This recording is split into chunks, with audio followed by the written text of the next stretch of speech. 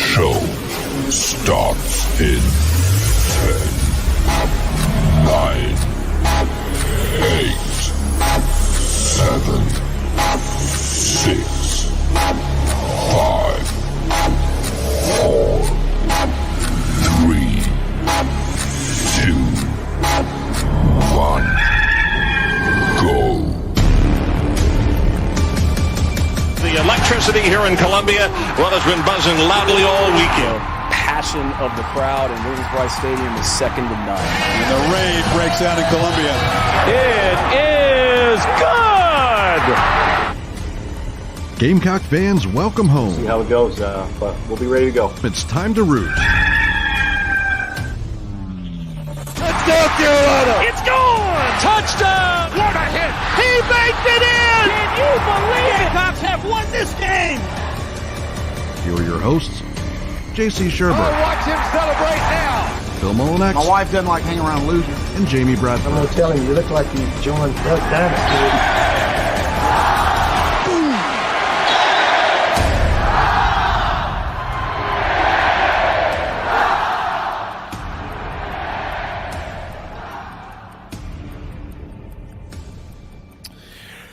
All right, greetings and good morning. Welcome aboard and welcome home. Inside the Gamecocks, the show live from the Sinorama Studios and built by the Barndo Co., the barndominiumco.com, where you can build your dream home for as low as $160 per square foot.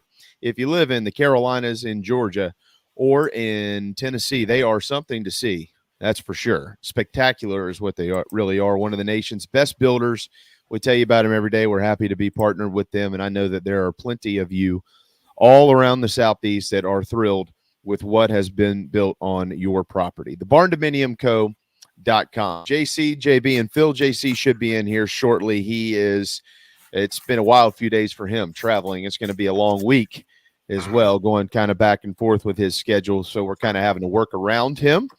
But it is Monday, and Gamecock football continues to prepare itself for the season lid lifter in Charlotte on Saturday, September the 2nd, 7:30 on ABC. We'll get into plenty of that. John Whittle is due up in about 20 minutes with thebigspur.com.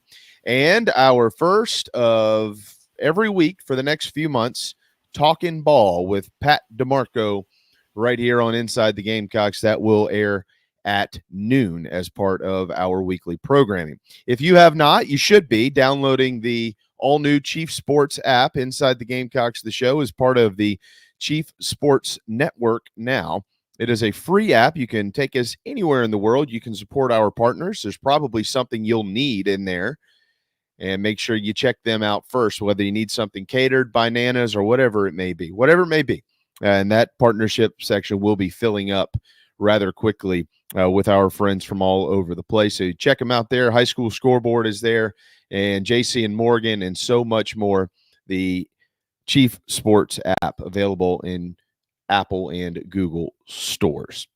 Realignment, Phil, of course, is the big topic across the country in college athletics. The bigger topic here locally, and JC will definitely be able to help us out with this, is South Carolina this weekend missing out on Jalewis Solomon, who decided to head to Auburn. We felt like they would more than likely end up missing on Jonathan Paylor, which they did. They did land a quarterback in the 2026 class, Landon Duckworth out of Alabama. That is good news. So quite a ways to go before we'll worry about stepping on campus. But the guys who would be part of next year's class, the 24 class, have both decided to go elsewhere, at least as it stands here early in the month of August. Hope you had a good weekend. What's up, man? Yeah, not bad. You know, keeping up with everything that's been going on has been tough. Trying to follow all the realignment and things like that is a challenge. Saw one of my friends posted on Twitter today that conference realignment business is like the transfer portal, but for entire schools. And I think that's a very accurate way to put it. And, you know, recruiting is never 100%, like JC always likes to remind us. But, you know, lose a couple of guys, it's not all is lost. So No. Just have to take it with what it's worth and keep moving on to the next one. Obviously, I think this coaching staff is not out of the game with any recruit at this point. I think has been proved by Shane Beamer and company. And I'm sure they're going to continue to maintain relationships with folks and find new ones. Yeah, I think that we're in this crazy transition period right now, and we're all having to get used to it. And what I mean, Georgia had a decommitment this weekend. They also lost out on a 5-star who decided to go to Florida State, and my understanding of that was they were a little surprised. I think they felt pretty good about it. And so, you have now multiple ways to add to your roster. You also have multiple ways to lose a prospect. It almost seemed simpler when things were happening under the table, where it was like, hey, I really like your school and I'd like to go there on the down low. What can you do for me? And that some of that would happen. And then it was over. They would commit, and there she goes. Now it's a little bit more on top of the table, and you have different stuff at your disposal, and you've got kids who are now making decisions that are, at least up front, worth a lot more money than they were before. And you also have kids making decisions with the understanding that why not just look, this is not a one size fits all conversation. You hear me say that phrase a lot, because I know that almost every situation is different. At the same time, now, when you commit to a school and sign with that school, you are not obligated to stay there until the end of your until you get your degree or until you go in the draft. Not that you were before, but you had quite a hurdles that you would have to clear. You'd have to get approved by the NCAA, and then you would have to go sit out somewhere for a year before you could play again. But that's not the case anymore. And so a lot of these kids, if they're getting some type of offer that is going to financially incentivize them to sign with that school, or at least commit to it, you're not supposed to be breaking the rules when that happens. But and I'm not saying this happens in every case now. I'm just saying if that happens, kids will go to school and understand that they can also leave after a year. And, so you have a lot more freedom and flexibility to be able to control your collegiate career in whatever sport that may be. Of course, right now, we're most notably talking about football. On the other side of that is the transfer portal. And that is where, when you miss, if you know how to navigate it, and thus far, Coach Beamer and his staff have been pretty good at navigating it, they can go plug holes and where they need to plug holes. And you don't have to, a recruit that, if you miss out on a recruit, it doesn't cost you 2 to 3 years anymore. It really might not actually cost you at all. You might get to December, and then you sign somebody in the portal who redshirted somewhere, and he's going to come in next year and be a freshman just like that guy may be. So I understand, fans get bent out of shape about a lot of – I'm not saying that they're wrong. I actually get it. I understand that. You want your football team, your baseball team, your basketball team, whatever it may be, to be able to, to capitalize. You've got this groundswell of money coming in via collectives and things like that. There is misinformation that floats around out there. And everybody wants to win. They want the best players and they want to win. What's wrong with that? Nothing. But I also think, it is also important to remember that in this world that you're in now, and Shane Beamer has put themselves right in the thick of it with top-notch players, they're going to miss guys and things are going to happen, and it sucks, but it's going to happen, and it's going again. And it's probably going to happen sooner than we think. I'm not foreshadowing, by the way, anybody in particular. I'm just saying, these things are going to come up. It used to be you felt really good about a kid. It's reported that all looks good, and then that kid commits. Things are changing a little bit, and everybody's having to get used to it. It is not at all exclusive to South Carolina. No, not at all. I mean, everybody everywhere is having to deal with this. And what do you want? You want You want 25 welcome homes, all for 3-star kids that you're rolling the dice on from not just South Carolina but all over the country, or do you want those targeted evaluations for local guys at the lower end that might have flown under the radar, and then have being in the hunt and competing with kids that have national presence? So Right. I mean, it's this program is growing in that you can see that their footprint is getting larger, but it's not just that they're taking these unknown quantities from all over the country. You're in it for 4-star, 5-star guys, and in this current landscape, you're going to have to put together a package, or at least present an image of one to them that is appealing financially. I mean, it just is what it is until it's not. It's as simple as that, I mean, it's a whole picture here. It's a whole picture here. Now, I mean, what I like is, some of the players out there on social media are like, giving us the equivalent of all we got is all we need.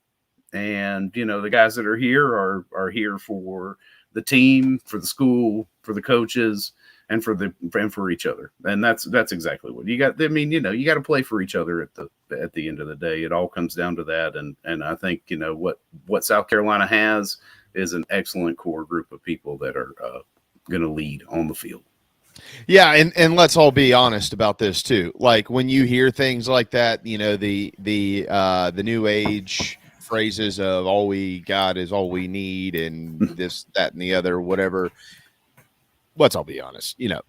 That's all just a bunch of hogwash. I mean, okay, you also need top-notch players. However, right. the front that you want to put up is, okay, we'll be fine. Let's move on. And so I understand why that type of language is used when you miss on, because last week they landed 5-star Dylan Stewart. Seems like that's been a month ago now. It just happened. They beat everybody in the country for this kid. Everybody. Every dadgum program that's worth a damn in college football, South Carolina sacked him. And they took the best of defensive end in the whole class. But nobody was saying after he committed, well, all we got is all we need. Yeah, so right. It's really celebrating a win. And I'm not calling you out, Phil. You're not. That's not the point of this. What I'm getting at here is it is really just bogus language to make yourselves feel better when you miss on a guy. But yeah. Mm-hmm. If it's coming from the football team, it is a good message to put out into the universe, or the baseball team or basketball team or whomever, because that is what will at least keep you sane and keep you on track and keep rolling towards the next one. So, yeah, they missed this weekend on both those guys, at least as it stands today. I'm not totally sure that the door for either one is completely shut. It really never is until you actually sign. Right now I would say it's probably not looking great, but you go out and win games. Look, if Carolina rolls off a nice 8-4 type record, 9-3, something like that this fall, you might change a mind or two. Who knows? You just don't know. And so we'll get JC to fill us in on what is left on the board. We do know that they are 16 days or so away from the commitment of Daniel Hill. And in the Nana Sports chat box, Charles chimed in and said Georgia did beat Alabama for a 5-star running back, which isn't shocking. Georgia signs 1 or 2 of those a year, right, Charles? And he goes on to say now Bama is going to ratchet up the pressure to get Daniel Hill to commit to them, so we will have to fight Nick Saban even harder.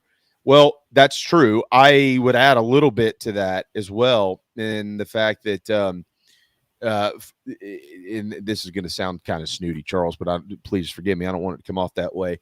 Bama, they have been ratcheting up the pressure on Daniel Hill. He is a major priority for them, and he has been because they knew, well, number one, they like him as a player, but number two, they knew that there's a chance that they could lose running backs to other programs that they were recruiting. So that's not news, and is not new. However, to his point here, Alabama does not have a running back in their 2024 signing class committed. So, and South Carolina does have one. That's interesting. With we have this image of Nick Saban in our head, right? I mean, just from the old teams he's had, that just power run game, solid defense. I know Nick has evolved over the past couple of years and embraced more of a passing concept. But the idea that there are no 2024 running backs for Alabama at this point is just nuts to me. I mean, completely crazy. Now, the transfer portal changes that too, just like it does for South Carolina. You have the ability to go in there and pull from wherever. If you do not sign a top freshman out of high school, but just odd at this stage in the game that Alabama wouldn't have one already kind of locked up. Yeah, exactly. No, it is. And I think, and to Charles' point there in the Nana Sports chat box, I get it. I absolutely understand that. It sounds strange, so I don't really want to use the word, but it almost feels a little bit desperate Alabama's looking for a running back. But insert name whomever. South Carolina is too. Georgia, if they didn't have a running back and this was one of the top of their board, it would seem so absolutely. They're gonna throw the kitchen sink at him and they're gonna try to get him. And Carolina feels pretty good about it right now, but they felt pretty good about the last couple of guys that went elsewhere. So they're gonna have to do what they can. Big Rooster said what Auburn did was dirty, so it's not the same. I'm not sure, not the same as what, but hey, recruiting is dirty, and Hugh Freeze has always been able to do that. So they got him. Driftwood said Stewart visited over 10 times. I think he wants to be there. I doubt we outbid Ohio State, UGA, Bama, LOL. Well, I didn't say that Carolina outbid them. I said they out-recruited them. It's the complete package. I mean, recruiting is not just coaches talking to families. No, it's all about everything. It's less about facilities and things like that as it was, 20 years ago. But South Carolina has everything to offer that everywhere else does, especially when it comes to, the ability. Here's the deal. Of these top kids, they have their eyes set on 3 years and then moving up to the league. Yeah. And South Carolina has a consistent track record of being able to continue to put players in the league. So long as they keep doing that, keep the momentum up in the wins and losses column, then they will come. We have built it and they will come. Right. You've signed 2 5-stars in 6 months. When have we done that from out of state? Never. I'm thinking it's never. Right. Yeah. It's never happened. Yeah. You're going to lose some. It sucks to lose big-time players to other programs. Auburn is making a huge push right now, and it just, it is what it is. But the way it happened, like you like to say, JB, Shane Beamer keeps receipts. So yeah, he does. we'll see how all this plays out. He does. He's pretty good at that. But it's, it's not over. We'll find out what happened. Driftwood, my bad. I certainly must have missed something in the chat box. I try to look at it less and less these days. Just an FYI to everybody, because it's hard to keep up with live too. I mean, there's some things that, and there's also some stuff that pops up. That I'm like, I'm not going to talk about that. The latest on realignment, we will certainly come back to it here in programming. I'm assuming all of you whom are watching or listening to this show right now are not just crawling out from underneath a rock for the last 7+ days, but the Big Ten has now officially added Oregon and Washington, and the Big 12 accepted applications from Arizona State, and Utah. There are now 4 left in the Pac-12, and any more deflections would, I guess you could call that Tupac. I came up with that on my own. Sorry, I just what you did there. That's I was thinking about it the other night. You worked that all weekend, didn't you? Yeah. You were the weekend. By the way, I think somebody's reopened the Tupac case. This is kind of an FYI. I thought I read. I did see a headline on that. I did not click it though. I have yet to click that. But hey, I made an offer to the Pac-12 for us to host here on Chief Sports Network. So that was a kind of a starting bid there. See if they come back with something. But I might have a little bit of, might be able to find 2 rolls of quarters. Look, yeah, we're not gonna. We don't have to. we'll just cut a trade with them. We'll just do that. Yeah, we could work out some sort of deal. But we'd have to stream, Pac-12 football on our network. Yeah, they can pay us. I can do that. That'd be fun. That'd be fun. Mm-hmm.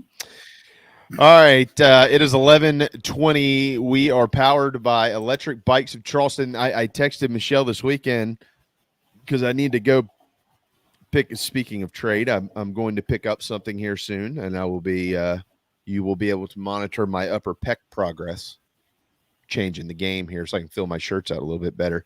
I'd rather fill them out up top than on the bottom. You know what I'm saying? So I'm looking at getting one of those rowers that's like the Peloton rower. You can row like 4,000 bodies of water in the world. Like you're in the water watching the screen. It's pretty neat. So I texted her and I said, I think I can swing by today. And she texted me back, hey, I'm in Hawaii. I said, it's like the state. All right. Somebody's got to do it. But this is why you should always buy any workout equipment, bikes, whatever it is, from Michelle Wilkins and her staff at Electric Bikes of Charleston or Charleston Fitness Equipment. You know what her response was? We had to get it in before football season. Nice. You know. That's somebody with their priorities in order. You don't travel during football season. You don't get married during football season, and you don't die during football season. You make all that crap wait until February, and then you can do whatever you want to do February through, mid-August or so. All right, we got to hit a timeout. When we return, the great and very talented John Whittle with the Big Spur right here on Inside the Gamecocks, the show. Welcome home. That's what the Gamecocks say, and so does the Barn Dough Company, where they can build your dream home starting as low as $160 per square foot. If you live in the Carolinas, Georgia, or Tennessee, their turnkey process takes just 4 to 6 months on average and can be custom designed by size and details. Make your dream a reality. Visit thebarndominiumco.com. That's thebarndominiumco.com. The Barn Dough Company, Gamecock, owned and operated. Welcome to TravelingCountryClub.com, your modern golf club experience. Hey folks, this is Michael Manus, former Gamecock golfer, inviting you to play more golf with a membership to TravelingCountryClub.com. With over 40 courses across the Carolinas, our membership provides you with an affordable way to enjoy a club-like golf experience. From the mountains to the coast, we offer golf courses that will challenge all types of golfers, no matter your handicap level or level of play. Plus, we offer unique membership benefits not seen anywhere else as part of Traveling Country Club. Tee it up with Traveling Country Club, TravelingCountryClub.com, TravelingCountryClub.com, proud partners of Inside the Gamecocks, the show.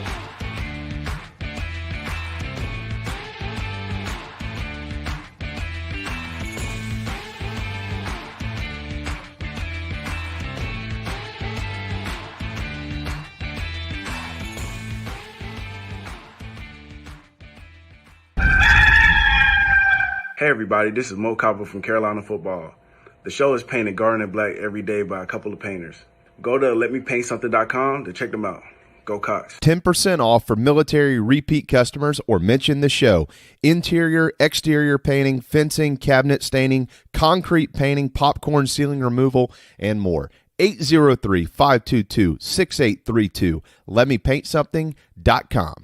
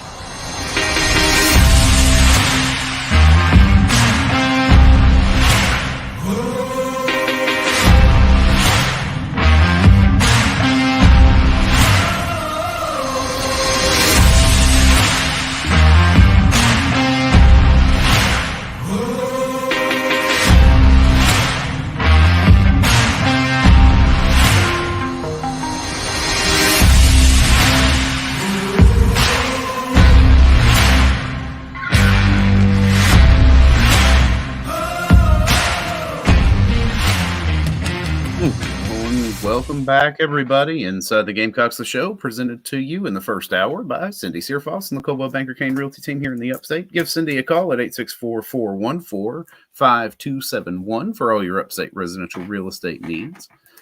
And John is at 11:30. Oh. We'll have Whittle on at 11:30. That's all right. Oh, that's okay.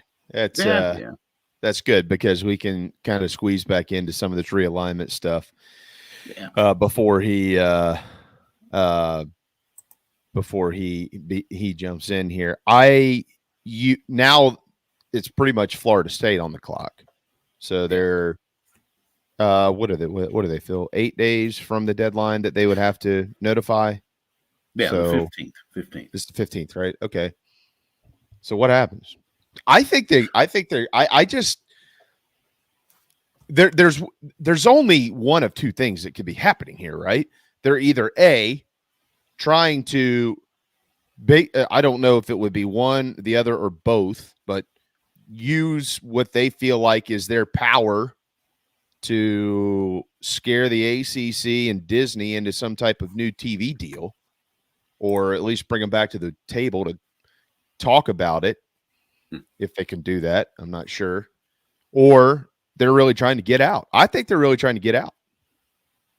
Yeah, I think so too. I think they're kind of, and I don't know if it's like a panic move or a rushed kind of thing, but I think they see bigger dollar signs elsewhere and are ready to go.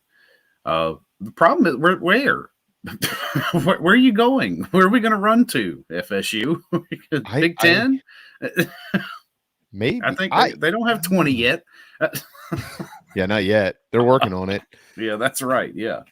I mean, they're a program that would be heavily courted if they are free and clear, or at least affordable, if you want to put it that way. If they tap into this JP Morgan, PE stuff, private equity funds, which again, as I mentioned last week, if they do that and they basically buy their way out of the contract and alone, they pay it back with interest. Every bank in America is going to be every college out there. Hey, you want to get out?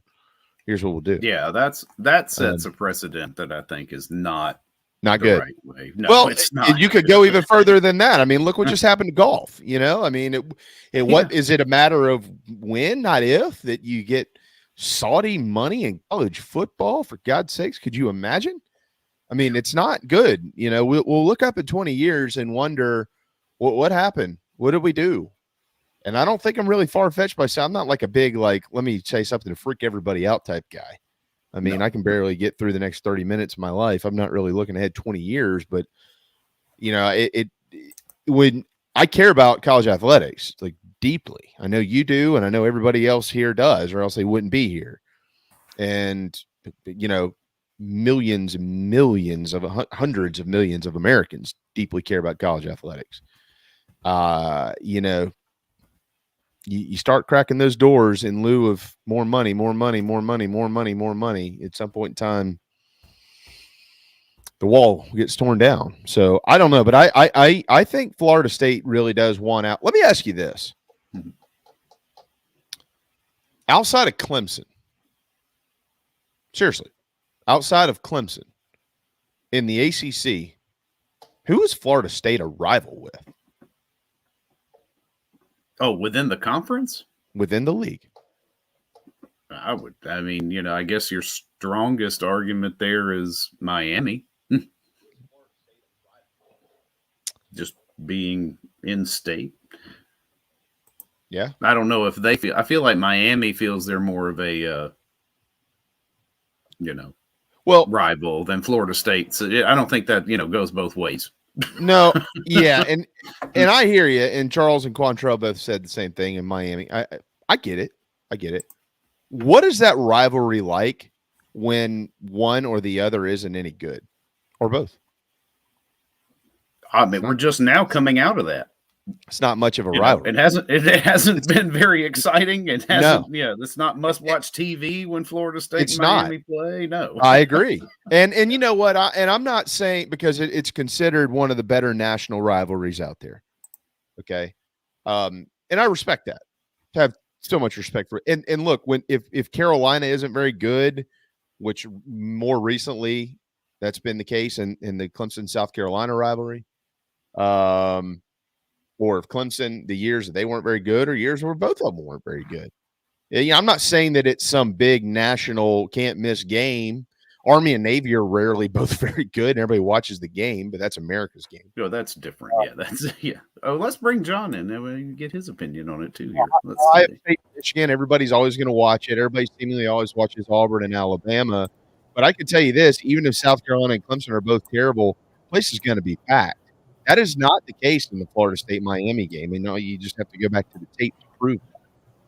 Now it is Florida State and Florida play each other. That's true.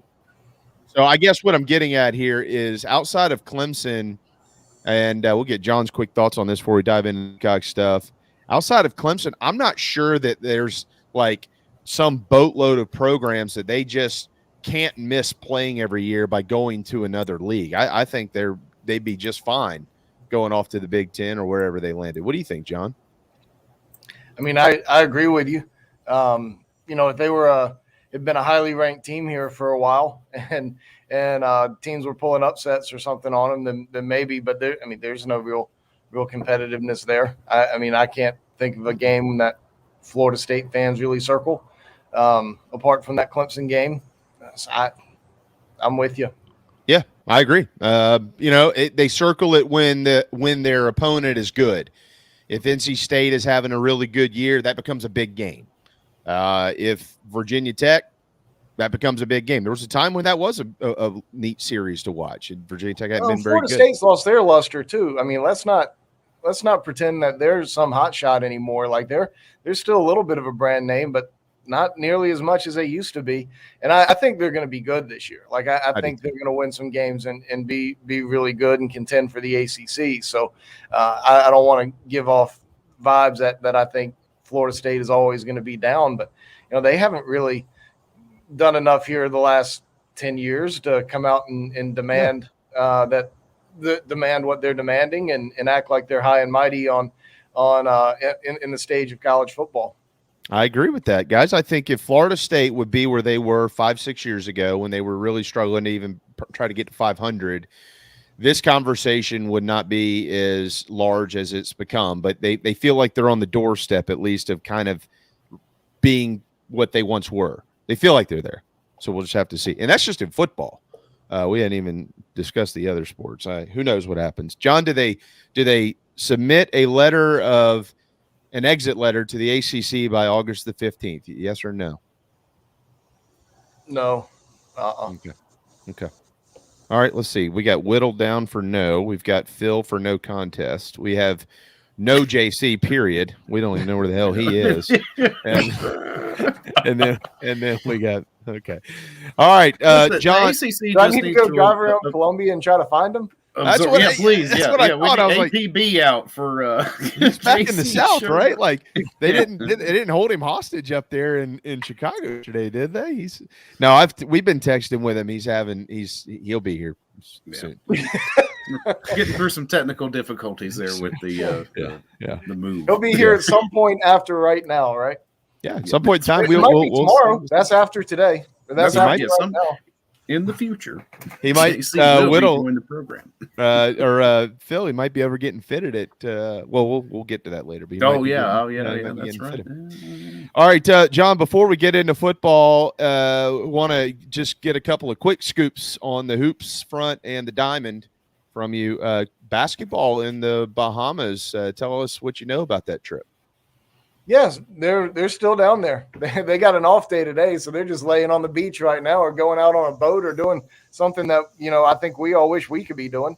So they're hanging out, but it's been a good trip down there. They've played a couple of games, one by 26 and one by 39, and certainly not going to pretend that the competition level is very good. I mean, it's probably not even a weak Division I kind of team, maybe a Division II kind of team if we're going to try to relate. So, it's not great competition, but at the end of the day, there are players out there with some size and a pulse, and you have to move the ball around and play a little defense and hit some shots, and they've done okay. They've done okay. I like the fact that they've got it seems like a really good passing team down there. They've had a lot of assists, very few turnovers, made their shots. So it's been a good trip. I like to hear that. That ball movement was one of my biggest issues last year. You didn't watch Mickey jacking it up from 26 feet or Gigi Jackson one-on-one every time? At this point, I'm like, I look back on it, after seeing your article, actually, I believe it was about, the beating the Argentine club team. And I was reflecting on last season, and I was like, you know what, we'll give Paris and a pass on the GG year and see what happens this year. Fair enough. Well, I mean, hey, look, to be fair here, to John's point, I mean, we've also seen them, get beat by like Augusta State and, that did happen. Yes, that's happened before. Matter of fact, I looked at the schedule. Because that was back in 2019. Every game on the schedule has a score, win or loss. There is not one for the Augusta University game. So, hats off to whoever did that. All right, so this exhibition game.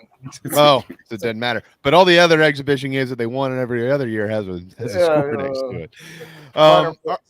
Okay, John, baseball, they should be reporting here in the next couple of weeks. Any news from the baseball front for Carolina? There's grass out there. Okay. All right. Now to tennis. I'm just kidding. Which is a development. Yeah, that is they are they're you know what though? They are hosting the Palmetto games here this week. They are. That's a great thing. Great news for the Diamond Prospects guys. Yeah, so it was. I think it was about 2 or 3 weeks ago that they didn't even have grass down. They took out all the grass and redid a bunch of the irrigation and just redid everything. So, but grass on the field is taken pretty well. I was out there the other day and looks very nice. So, in terms of personnel, nothing really new. I don't think to run down. Some guys are starting to throw some baseballs again. Ricky Williams is starting to toss a baseball. Michael Polk, the incoming kid from Georgia, is starting to toss a baseball. Roman Kimball's starting to throw some change-ups. Nothing crazy to report right now, but everybody's on track to be here. 48 guys in total. Ooh, those are that's like the old days of college baseball. How many can we squeeze out here?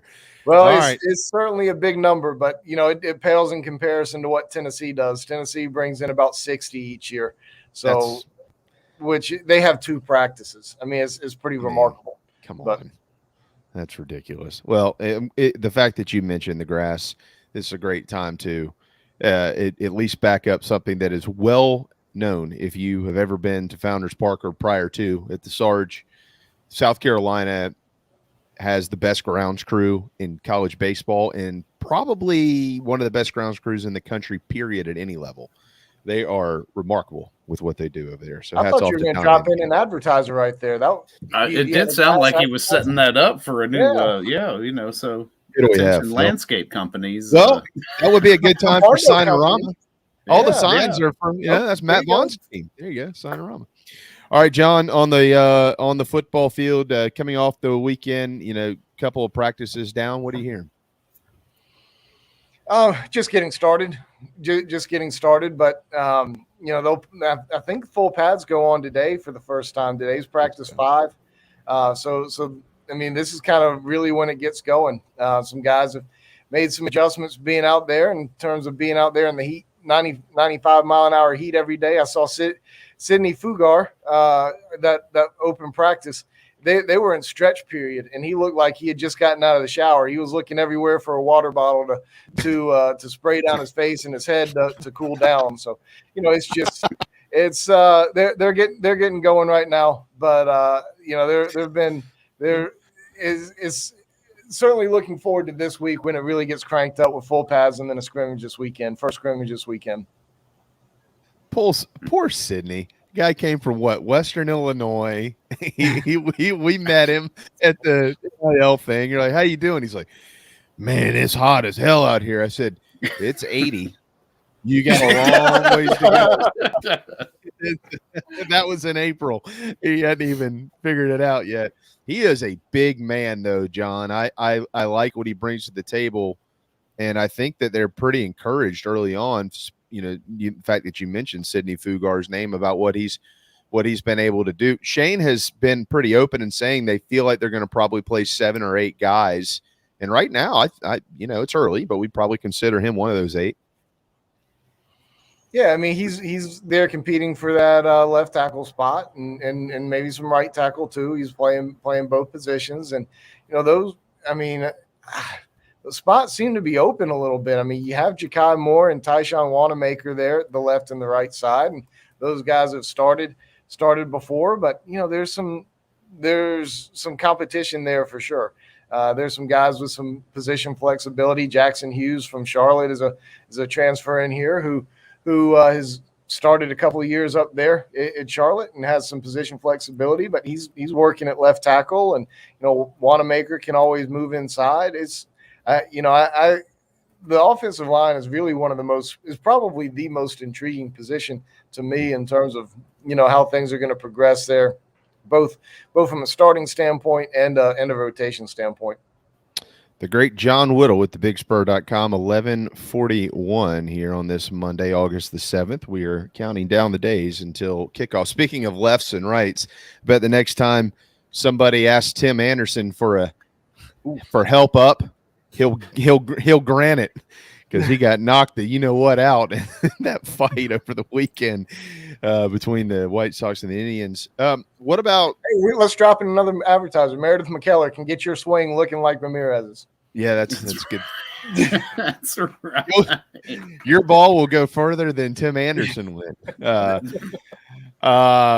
John, DeCarrion Joyner. What are we hearing about DeCarrion Joyner? Yeah, I mean, starting running back, I mean, it's really simple right now. He's the number one. He's a guy who can do the most, provides the most stability outside the tackle in the pass game, blocking in the run game, can run between the tackles. I mean, he's the most balanced guy, most do-it-all guy that you have in that room right now. That doesn't mean that, you know, a Juju McDowell isn't going to play some, and that doesn't mean a DJ Braswell and Mario Anderson aren't going to get their chance, but DeCarrion's, you know, head and shoulders right now above the rest of those guys. So, you know, the fact that he's adjusted to that position so well, I think is not all that surprising, considering some of his traits as a player and some of the intangibles he brings as well, some of the smarts that he brings, and you know, he's been a part of you know, the offense in almost every position except for left guard. So, you know, he's done it all, and I think he's going to take to that spot rather nicely. I'm not predicting all SEC or anything like that, but I don't think South Carolina's run game is going to be any kind of embarrassment to what an offense should be. That's a really, really unique comment, because I know a lot of people, of course, have been worried. The depth is coming from a true freshman in DJ Braswell, and last week Beamer even said during his press conference he might be a little bit faster than I thought he was. How fast is this kid? I think he ran a 10.8 in the 100 meters in a track event to win the state championship at his level, 2A down in Florida, back his junior year. So he can get it pretty good, get after it pretty good. You know, he was a summer enrollee, and that always gives me a little bit of a pause in terms of, you know, how much they're going to be ready to contribute. You like seeing those January guys, but that, you know, certainly a summer guy doesn't mean you can't do it. But, you know, there are also some older guys in there too. Like Mario Anderson's been around football for a long time. You know, it's been at Newberry, but he's been in it. Juju McDowell, he's been in it. You know, he may not be the most physical. He may not be the most sturdy and pass protection, but he's been in it, and DeCarrion's been in it, obviously. So, you know, they don't have to just jump straight to DJ if he's not ready. So they got some guys with some traits who can be productive. All right, John, on the defensive side of the football, I'm going to read a quote here that was written on the Big Spur by a pretty good writer, a guy named John Whittle. As a matter, well, that's you. Okay. Torian Gray, speaking on Marcellus Dial, quote, he's got the athletic ability to be the guy, to be a guy in this conference. He's shown he can make plays on this level. Now he has the confidence with the way he ended last season. All the snaps he's played over the last 2 years, he knows he can be a guy. Over the summer, he changed his body. He's ripped up, he's thicked up, and he's put on weight. Now physically he has all the intangibles. Hey, I'm this number one guy now. I'm not playing with Cam and Rush. I can be the guy, and we need him to be. Long quote, I know, but that's probably the third or fourth quote I think I've seen from Torian Gray or coaches on the defensive side over the last couple of months when being asked about Marcellus and also O'Donnell Fortune, that they want them to understand that they're pretty good, almost like a confidence builder type thing. Do you get a similar feel?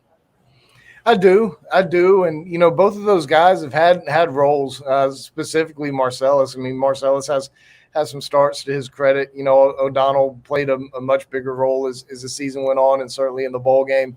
But there was always some comfort there knowing that they had Cam Smith and they had Darius Rush, and they've had, good cornerbacks before them. But now the weight is on them. They're supposed to be the dudes, and South Carolina has had a pretty good history at that cornerback position and producing some guys. So you want to keep that tradition going and continue to be NFL draft picks and so forth, and Marcellus and O'Donnell, but specifically Marcellus. I think he can be really, really good this year, one of the better guys in the SEC, but it's a matter of him stepping up and embracing that role. And I certainly agree with you that the coaches, whether it's Clayton White or Torian Gray or whomever, are trying to, instill that confidence in him, because I won't say that we know this from experience, but you certainly need some confidence and some swagger and a short memory to be a great cornerback. And the coaches are trying to instill some of that in those guys. Yeah, when we had the chance to spend some time with him, first of all, he's a good kid. Marcellus Styles is a good kid. And a little boy asked him, or I asked this kid who was getting an autograph, I said, how many interceptions do you think that Marcellus will have this year? And he said 3. And Marcellus looked at him and said, 3? I'm going to have at least 6. I thought, well, that's a good. That's okay. Now we're doing something here. Who would be behind them, John, as it stood if they released a depth chart today? Speaking with Torian Gray, there are that's kind of the key of what he's looking for, this offseason, in terms of who's going to step up and be one of those guys. Vakari Swain is somebody who could do it. Judge Collier, a true freshman, is somebody who could do it. Emory Floyd is working at corner. He's somebody who could do it. There's really not been much separation. Keenan Nelson has the capability. Kawan Banks. There's a lot back there from a secondary standpoint that's young, that they're still kind of trying to piece together on where they're going to be. Some guys are working at corner, some are working at nickel and safety, but those guys have some quality traits and I think that's going to be something that evolves over the course of the year too. Like with Vakari Swain, like he may not be ready right now, but week 6 he might be ready to roll. So I do think that those cornerback spots behind those top 2 are certainly up for grabs. Is the expectation, John, that a healthy Spalding's just going to be kind of slotted in at nickel just right out of the gate, and then as the primary nickel back? Yeah, for right now, I sensed some hesitancy, whether I misread it, maybe Torian didn't mean to give it off, but I sensed a little bit of hesitancy from Torian Gray that David Spalding is really truly 100% and is going to hold up physically. I don't know. We'll see. But if he's healthy and playing at the level that he played pre-injury, then I think that's a really good bet. But you've got some guys who can go in there and play well too. If somebody emerges at safety, you can always put DQ Smith down at that nickel spot, which he started a couple of games at last year and was pretty good there. And he's obviously grown. Kawan Banks is one who, was thought to was going to get some real reps in the bowl game at that nickel position. And so they've got some options over there too. But David Spalding is certainly the guy to circle as we sit here today. I'll tell you what, guys, as it gets closer and closer, it's hard if you're a South Carolina fan, and I'm sure if you're a South Carolina coach, you already feel this way as you see it. It's hard not to feel pretty excited about that secondary. That group overall with the safeties and everybody involved could turn out to be a pretty darn good one, and you're going to need that in game one. And I think part of the reason that you have some comfort there is you've watched Torian Gray the last 2 years. Absolutely. I mean, his first year he got onto campus, he had Cam Smith, who had made some starts, and he had R.J. Roderick and a whole bunch of around him. And those guys ended up being really good, and that Jalen Foster guy became an All-American. Yeah. So, there's a level of trust that I think folks have in Torian Gray that he's going to be able to piece things together. And we may not know exactly what it's going to look like right now, but he's going to coach guys up and get guys in the right spot and have them prepared and ready to roll. Yeah, it's a good point. He's wow, what a hire by Shane Beamer to get him to Columbia. He's outstanding, unbelievable. All right, John, it's going to be no secret this year. Final question, we'll let you run on this note, but Carolina returns. People have opened up and, oh, yeah, they are pretty good on the special teams side of things. Probably the best overall special teams group in the country last year, coached by the best special teams coordinator in college football. We know it's near and dear to Shane Beamer's heart. Mitch Jeter, Kai Kroger, we know what they bring to the table. Any young guys that are kind of popping that you've heard of? There was a time when special teams, right, John, you just kind of put guys out there. Hey, don't put anybody out there that's going to get hurt. Now, let's not do that. And now it's like, who are the best players we have? We'll put that guy out there. And it's paid off. It's helped them win multiple football games in the last couple of years under Shane Beamer. So anything that you've heard on that front that has stood out thus far? Well, one thing I was able to gather talking to Pete Limbo is he's really excited about the group of newcomers that they brought in, mainly because they've got a bunch of guys with length. They've got speed, they've got athleticism, and they've got length. Like he singled out Pup Howard, he singled out Josh Simon, he singled out Trey Knox, he singled out Nick Harbor. Guys like that who are run, are athletic, have long arms, that's what he's most excited about. Is he's got a different kind of skill set to be able to work with. And you see, we've got a ton of guys who are returning on special teams beyond just the kickers and snappers and holders and returners. He said, we got a ton of guys who are returning, but we might have better guys who can go out there and play this year. So, Pup Howard's one, if I didn't mention him, that he really likes. And, he'll be out there on several special teams units. And it's a great opportunity, obviously, in special teams to be able to use some of those freshmen, whether it's redshirt or true freshmen, to go out there and get their feet wet, get them some playing experience. And obviously this is a really good, really quality freshman class that they brought in. So, I think you're going to see a bunch of those guys out there, but you're also going to see the guys like the Trey Knox and the Josh Simons and the Reed McKeskas and guys like that too. Yeah, man, can't get here soon enough. That is exactly for sure. Who's the fastest guy in the team? Is it Harbor by a mile? Mm-hmm. Yeah, it's Harbor by a mile. He's one of the fastest guys in the world. I think he'll take the team title too. Who was it last week? Somebody was messing with him that said that they had beat him or they hung right there with him or something, and he said, "You got to be kidding me!" Like he you know what I'm talking about? Was Beamer, wasn't it? No, well, it's Shane, but it was one of the maybe even Warrior or one of those guys was like, I almost beat him. He was like, "No, Marion Brown can really fly." I mean, he's one who comes to mind immediately as somebody who can get after it really good.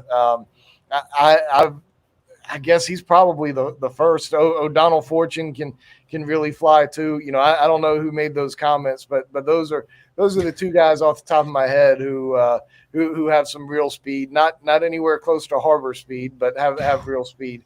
Well, 76 said it was Leggett. Leggett moves too. So yeah, and sometimes with only one shoe. That's what I was going to say. He didn't even need 2 He shoes. dropped in another advertiser about getting him a second shoe. That's right.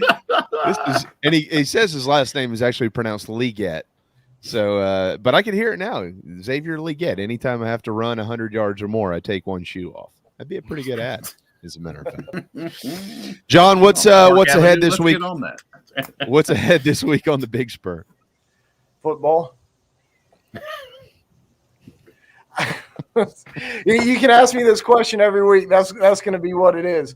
That's right. It dominates the conversation. Yeah. What are you watching for at practice next week, John? A whole lot of stretching. Oh. More stretching. Yeah, that's right. I'm going to have to get better at this. There is open practice today. It's at 2:30 this afternoon, so we'll try to get a good look at Sydney, see how he's doing, be sure he's managing okay. But no, it's open practice today for a little bit, so we'll have photos and analysis and some takeaways from that. We get to talk to some offensive and defensive players later this week. Scrimmage is closed door, obviously, to everybody and to the media, so we'll certainly try to have some scoop on that after that happens on Saturday evening. So plenty going on. There'll be a little bit of basketball recap over the course of the week too, after their trip to the Bahamas. So, and I've still got to kind of analyze that baseball roster a little bit. I've been pushing that back and meant to get it done before football season, but here we are. So there's plenty going on, but I would say it's going to be about 85 to 90% football and a little bit of football recruiting. And for those asking, no, John Whittle will not get liquored up at the pregame party in Charlotte and then mosey his way into the press box. No, I'll do one or the other. We're not really sure yet which one's going to happen. Oh yeah, send Hale and Alex up there. That might be what it ends up being, but it won't be both. I can promise you that. Thank you, John. I'll work on my questions next week so I don't look like a jackass again. Appreciate you guys. Thanks for having me. I'll try to make you look better next week. Thanks, man. Yeah, that's right. Do us a favor, please. Thanks, John. John Whittle with thebigspur.com. Not only is he one heck of a reporter, he apparently is also a comedian. And that is well needed around here from time to time. We need to hit a timeout. Cannot wait for this. One of the great guys to ever come to the University of South Carolina, Pat DiMarco. Talkin Ball with Pat DiMarco is up next. We are painted garnet and black by a couple of painters. LetMePaintSomething.com. If you live in Georgia or in South Carolina, they'll paint it for you from the mountains to the seas. LetMePaintSomething.com. Hang tight. Inside the Gamecocks, the show built by the Barn Dough Co., part of the Chief Sports Network. We'll be right back. The preferred sign partner of Gamecock Athletics is Signorama Columbia, and they should be yours too. A full-service sign company that handles design, production, install, and service, Signorama Columbia has helped to bring to life the perfect vision for so many all across South Carolina. Owned and operated by proud Gamecock alumni, they can handle all types of signage, including interior and exterior, vehicle graphics, and more. Go to Signorama.com and find the West Columbia location, or call them at 803-407-9284. Bring your brand to life with Signorama Columbia, and go Gamecocks. Charleston Fitness Equipment is keeping South Carolina in shape. Clients have come from all over the Palmetto State to find that one piece of equipment that they enjoy that keeps them looking and feeling good. Whether it's a home rower, treadmill, elliptical, free weights, a home gym, or something else, Charleston Fitness Equipment keeps the mirror smiling back at you. Get in shape like the Gamecocks do. Visit charlestonfitnessequipment.com. Gamecock owned and operated and proud partners of Inside the Gamecocks, the show. If you're in the real estate market in the Low Country or even in the Midlands, please contact me, JB, with Coast to Coast Realty SC. You hear me and see me every day here on Inside the Gamecocks, and it would be an honor to earn your business. I've been around real estate my entire life, as it's somewhat of a family business. I work with an elite team of experts from loans to insurance to closing, and they make my clients and my life very easy. It really is elite. Coast to Coast Realty SC.com is where you can find our staff, and you can always reach out to me here as well. Go Gamecocks. Coach O here, and when I'm not eating average jambalaya or celebrating endless summer in Destin, I like to eat pimento cheese straight off the bucket. And the only pimento cheese I like to eat is from Nana's porch. It's award-winning. It'll melt in your mouth. It's good on a cracker. It's good in a bowl. It's good on a piece of bread. Also, don't forget Nana's Porch has a hell of a food truck. It's award-winning as well, and they're here for all of your catering needs. So get online, nanasporch.com. It's good. Coach O signing off. Endless summer. Go Tiger. Ladies and gentlemen, here it is. Just as your State Farm agent combines good neighbor service with surprisingly great rates, you can combine your home, auto, life, or small business insurance with Tony Pope State Farm Insurance today. And guess what you'll get? That's right, even more good neighbor service with surprisingly great rates. In fact, Tony Pope State Farm is your go-to agent anywhere in South Carolina, North Carolina, or Georgia for the service you deserve at the price you want. So try combining your home, life, auto, and or small business insurance today. Tony Pope State Farm has been in business for more than 30 years and can handle anything you need in the tri-state area. Once again, Tony Pope State Farm will help you mix and match perfectly. Call 843-851-2222 or visit TonyPope.com today. Like a good neighbor, State Farm is there. Nana's Porch, nanasporch.com. At Nana's Porch, they cater weddings, parties, and all kinds of special events. Their meals are served buffet style. In seconds, they're encouraged. Plus, they can bring their mobile food unit to bring on-site and serve your guests as a unique alternative for your catering needs. Inquire about rentals as well. nanasporch.com. Find them on Facebook, Twitter, and Instagram. 336-259-7550.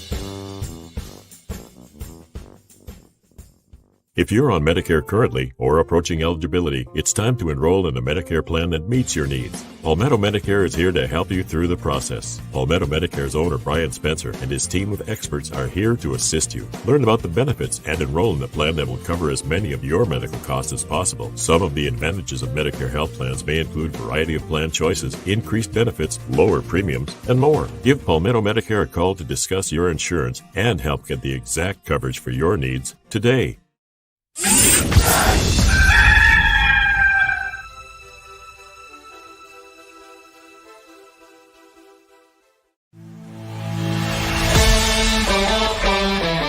It's time for Talkin Ball with Pat DiMarco on Inside the Gamecocks, the show, part of the Chief Sports Network.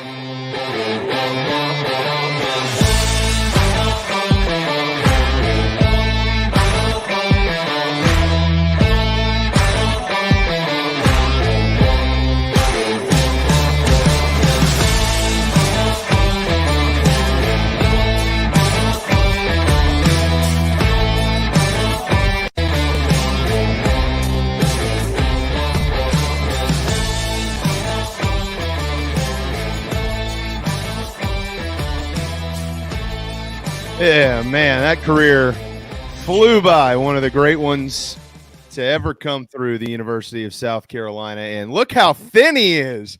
He's our dear friend. Man, the geek, you know, what are you eating? What are you eating? What are you with? Trying to keep mom at home happy here. One of the great guys out there, and he's an even better father and husband, Pat DiMarco, and he'll join us every week, and we're thrilled to have him as we approach the 2023 Gamecock football season. What's up, my man? Not too much. You just, you just showed like all 6 of my career highlights, so I appreciate that. You're letting the people think that I was a lot better than I really was. You got a culmination of all of them. Listen, nothing better than that, touchdown to the fullback. Gotta love it. Gotta love it. And I'm not even being facetious. I miss the fullback. Yeah, being a staple in the offensive schemes these days. Fullbacks were like dinosaurs, right? Yeah, man. Yeah, I was building that bumper, and I had it set out for about a minute and a half. I thought, damn, I guess it's only going to be about 50 seconds. All you got. No, I think I have like 2 other highlights saved on my phone. I'll send them over to you if you want to extend it like maybe 8 more seconds. Okay. Yeah, that'll be good. I think the Michael Flint one was like a minute and a half. How'd you just pull that off? Well, now you're making me feel bad, Phil. No, that's not you. JB makes them. It was the same play over and over. It was the same. Oh, play you just ran the same one over and over. Yeah, that's right. I just kept I photoshopped different jerseys on him. Nobody picked up. It was the same catch over and over. A lot of him talking to other guys on the sideline. What was the one over? What was the guy's name at Troy that he made that catch over? I don't remember. McKinnon. Oh, that might have been it. Yeah, it was a stud. I mean, the pictures, it's in the condo. I mean, you can't turn a corner without seeing that picture in the condo over there at the Flint's place. Oh, that's true. But they've got plenty of pictures of you in there as well. Yeah, we have good memories during those years. Yeah, great memories. By the way, the 2023 preseason coaches poll has just been released. There is no South Carolina in it, but there is a North Carolina. They'll come in at number 20. And no shocker here, but Georgia is at 1. The top 5, Georgia, Michigan, Alabama, Ohio State, and LSU. Clemson comes in at 9, right behind Florida State at 8. Tennessee checks in at number 10. Those are some of the notables in the coaches. So, all right, Pat. Well, we brought you on to talk ball, so that's what we're going to do. And the first thing I want to ask you about is DeCarrion, whom you know quite well. He's an outstanding kid, and he's done literally everything. He's played every special teams unit. He's been the quarterback. He's been a wide receiver. And as it stands today, he's the starting running back at South Carolina. From the football standpoint of things, can you walk us through a little bit of what that transition is like, what he's going through, what he's been through really this summer to prepare himself for now? Yeah, I mean, ultimately, he's just a ball player. Everywhere we've put him over these last 4 years, he's succeeded at, whether it's front line of kickoff, whether it's off return or whether it's PP or wing on punt protection. Like, he just shows up and makes plays and does what the coaches asked him to do. And I know that they have extreme confidence in him just because he's been so consistent.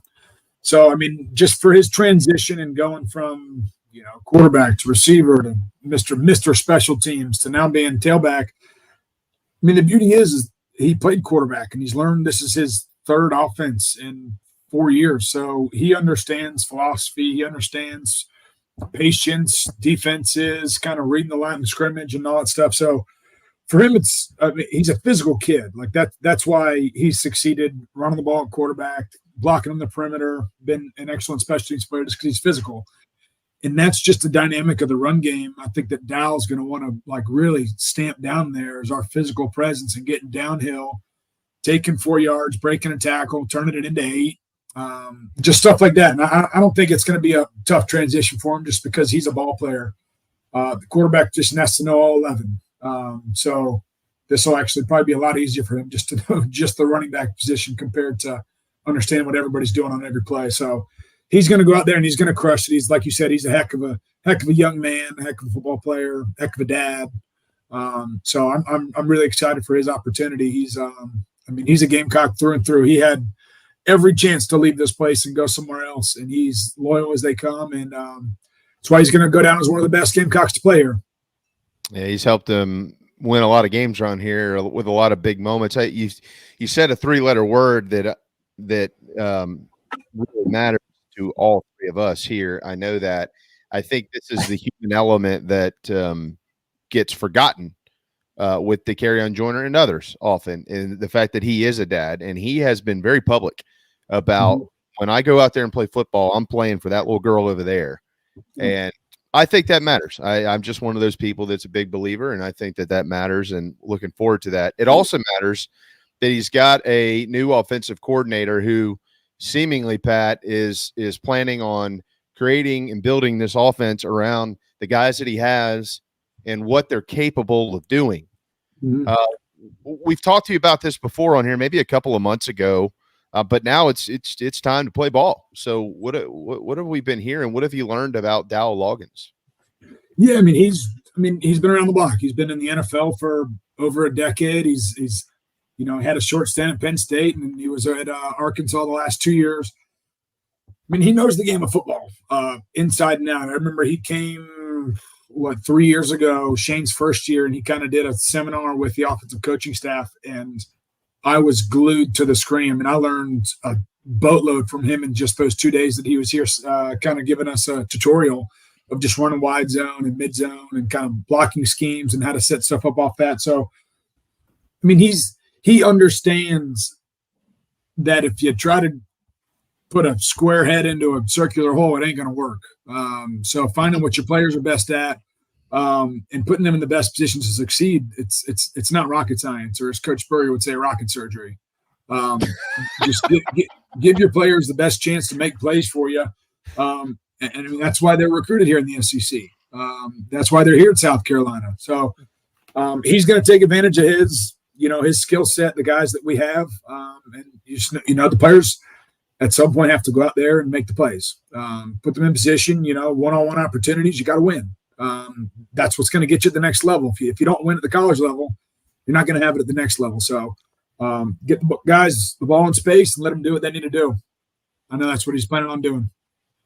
I was going to say, Pat, just directly to that on Loggins, do you think those years of experience that he's had and kind of the different looks of the running backs and backfields that he had through his stint in the league is going to, kind of get him around the curve faster in the college game, being offensive coordinator, just from that experience to have it to draw from? Yeah, I mean, look at the evolution of that position, too. I mean, you guys, I'm sure, have seen the drama of all these running backs getting franchise tag and not getting big-time deals. I mean, it's real. I mean, these guys at the NFL level, they get so beat up and in such a physical position and so demanding that, 8-10 years in, the wheels are starting to churn. So I think he understands that, it is a committee thing. And yes, all the running backs are versatile that we have here and they can do a lot of different things, but they're going to be better at certain stuff. Mm-hmm. But being able to do everything and keep people on their toes is going to set up big plays in the pass game, run game, be able to help you diversify what you want to do offensively. So I think he's seen it. He's had great running backs in the NFL. He's coached under some stud offensive coordinators in the NFL too, and some stud head coaches too. So he's taken a blend of everything he's learned, and he's putting it into all this mega database, and he's going to come up with some really cool stuff to get our guys a chance to succeed. That voice you hear is Pat DiMarco on Inside the Gamecocks of the show. It's a new segment. We'll do it every week called Talkin Ball. Pat, sometimes I'm going to ask you questions that are pretty much the same question I've already asked, but there are often phrases that get – one of the things that I am really excited to do with you, to kind of answer my own question here, but is to help educate fans and allow them to understand the game a little bit more, including myself and anybody in here. And we can't think of anybody better to do this than you. So sometimes I'm going to ask a question that I've probably already asked, and you can answer it the same way you answered the previous one. But there are terms and phrases and things like that we'll often hear. And then those get put out on tweets and message boards and things like that. And nobody actually really knows what the hell they're talking about, because they've never called a game in their life and probably even never snapped a football. But how can an offensive coordinator help his players? I'm talking about all of them, not just the skill guys and the quarterback, but the offensive line, everybody out there. How can an OC help his offense play fast? What does that entail? Well, I mean, there's a million different ways to play fast. You can play fast physically, so you can line up and run a play every 10 seconds, or you can play fast mentally. You can call a burst of plays. You can call 3 plays in a huddle and basically say, hey, we're going to get on the line of scrimmage. We're not going to let the defense sub. We're going to let them get gassed out. And we know this bundle of plays. It's something we did in Buffalo. And it was very successful, especially kind of getting out and getting fast and having – just basically mastering those 3 plays and being able to manipulate the fronts and the coverages. Like, it's really hard for a defensive coordinator. If you're on the ball, he can't call his plethora of blitzes and coverages. He kind of has to dumb things down. So that's a way to do it, is just to get lined up on the ball. And then also the old Spurrier model where everything was a double cadence at the line of scrimmage. So you get lined up, kind of get the defense in panic mode, make them show their hand. Blue Eddie said, hot. You see kind of the coverage, you see the rotation. Coach Spurrier would send in the play, dial it up, and you'd be able to manipulate what you wanted to get. So, I mean, you can do that, but I think the biggest piece of playing fast is the players playing fast mentally, being able to know what they're going to do before the ball snaps. Kind of in that instance, that's where I succeeded. I probably barely break a 5 flat towards the tail end of my career. but mentally I was able to see the 7 technique, and I'm like, okay, this ball's going outside, or I'm looking at a 3 technique or a 4-eye, and I'm like, okay, this is my entry point unless he plays out or in, and then I have to adjust. So I think a lot of the playing fast technically isn't done on the practice field. It's done in walkthroughs. It's done in the meeting room. It's done at home when you have your iPad in front of you. It's being studied and being a student of the game. That's what really allows you to play fast. I mean, you can call plays rapid fire, but if the F receiver doesn't know where the heck he's lined up, are you really playing fast? No, because you're having quarterbacks having to send him across. And the defense is like, all right, never mind, we want the pressure the other way, or hey, we want to rotate this way. So I think mentally fast is more important than physically fast. And I know Dow, just in my short time with him here at South Carolina, he's teaching these guys holistically the game of football, not just, hey, X receiver, this is what you're doing. X needs to know what Z and F and Y are doing, because you get scrambled up and we're going FIB, fielding the boundary, and you get stuck over there and we're trying to go fast. Shoot, F might have to play X, and he needs to know what he's doing. So I think being a student of the game is what's going to help them play fast and most efficient. On that note, we did this a couple of weeks ago, Phil. I did some math, Pat, and I was pretty good about it. The core group in the wide receiver room: Juice Wells, Amarian Brown, Xavier Legette, as he says. Now Eddie Lewis, Trey Knox, and Josh Simon. I know they're listed as tight ends, but let's all be honest. They're going to be used multiple ways out there. We'll let you talk about them specifically plenty here in the preseason. And then in the running back side, DeCarrion, Juju, and Mario Anderson. That is a combined, this is wild, 35 years of college football between that group of young men that I just mentioned. How does that factor into playing fast?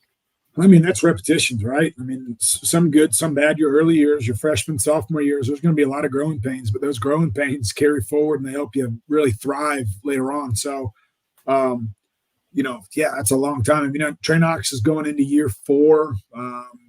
Eddie transferred in. He's got 3 or 4 years. Juju's going into his junior year. Mario did 3 or 4 years at Newberry. Juice transferred in from James Madison, or where did he transfer in from?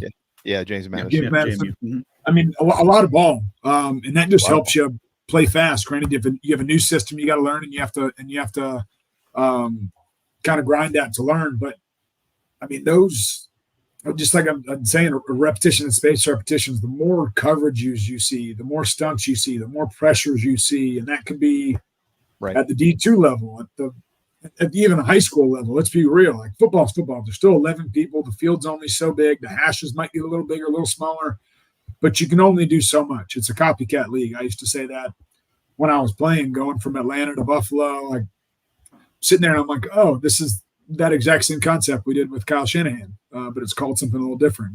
And Dave was like, yeah, I really like that. That's why I put it in on offense now. So it's a copycat league. You see the same stuff here, there, different language, different lingo. But no, I mean, getting those reps is huge, and it's going to show on Saturdays. And I'm excited. I'm planning on going up to Charlotte for game 1, watch the Battle of the Carolinas. I mean, 2 years ago was a pretty epic bowl game up there, so hopefully we can repeat that. Yeah, well, that'd be nice. Yeah, it would. Yes, it would continue what's been a pretty good trend, really, for South Carolina over the years in winning in Charlotte. I know they've had a couple of games they haven't won, but overall they've won the majority. I think they're 4-2 or something like that up there, Phil. Mm-hmm. So it's pretty good. All right, Nick Harbor. We know he's fast, like really fast. Have you seen him? Have you seen him run? By the way, have you seen him actually top out there? What does that look like? I haven't seen him top out at practice. No, I have not. I've seen him do a little bit of training stuff from weight room, and I mean, he can fly. And I mean, he is a giant too. It's not normal for that big of a human being to run that fast and being able to sink and being able to shift and play with leverage and do all that. So he's definitely a special talent. I'm excited to see it kind of translate onto the football field here in the SEC, because I mean, you just think from a red zone, just strictly a red zone standpoint, like he's a matchup nightmare. And then someone with that size and speed, you also think, usually a big guy like that's a post-up guy. I mean, Alshon wasn't top end crazy fast. Neither was D.L. Moore or Torrey Gurley. But they were that 6'4", 6'5" frame, 200-plus pounds. Like, they were able to go up and get it. Now you basically have a blend of Alshon Jeffrey and Damiere Byrd. That's a scary human being, isn't it? Speed, hand size. So, I mean, Damiere would take the top off, and if the secondary didn't honor the deep coverage, there's the shot. Now, Damiere Byrd takes the top off, and the safety drops deep, and the corner has to carry. Now Alshon's coming underneath on a basic or a dig, and it's wide open and it's an explosive. So, I mean, it's a double-edged sword. He can take the top off, but also he can post people up and go make plays, kind of in the intermediate area of the defense too. So, I'm excited to watch him. He's definitely going to bring a different element to Carolina football that we haven't seen lately. I mean, Brian Edwards could take the top off too. I remember watching him play and make some big explosive plays down the field, but also underneath being able to get the ball and make plays with his feet. So, I mean, we need to keep bringing in guys like that. That makes the game a lot easier. Yeah, the fastest guy in America. Yeah, it'd be nice to get that dude every year. And I think that's what I certainly didn't want to. I want to always be careful, especially with you, because we don't want to. I don't want you to say something, and then we're 3 games in, and they go, "Well, that damn DiMarco said in August that this is what we should be doing." And that Loggins boy, he ain't doing that. So what are we doing out there? Like, I don't want to get us in a situation like that at all. But well, I do find, well, you got to, in that sense, you have to Shane Beamer's one that hired him, and Shane Beamer trusts him. And I'm a fan of Shane Beamer. I'm a believer in Shane Beamer, so I'm a believer in Dow Loggins.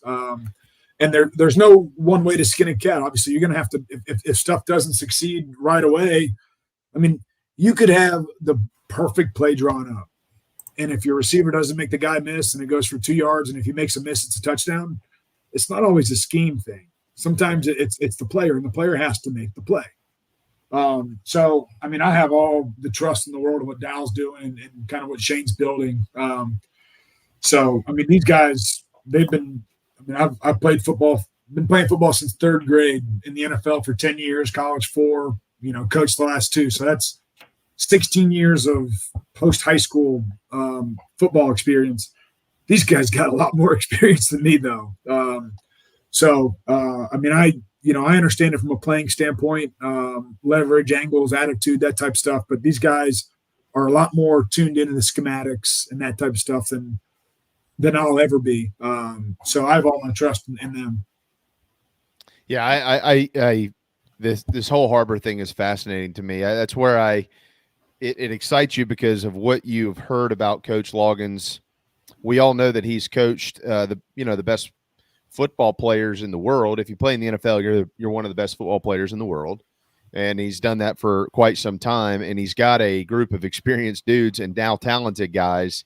And it's going to be pretty neat over the next few weeks to watch how he kind of puts all of this together and uses a guy like Nick Harbor maybe for the success of Juice Wells. You would think it might be the other way around because Juice has been around a while, but it'll go hand in hand, at least seemingly. You got to keep the defense honest, right? I mean, you put an extra hat in the box. That means run game might be a little thin, but start taking it deep. And then when you start keeping people honest with Harbor taking the top off and Juice Wells catching bubble screens and softening the box, and then that's when DK and Juju and these guys run wild. So it's just do that every time.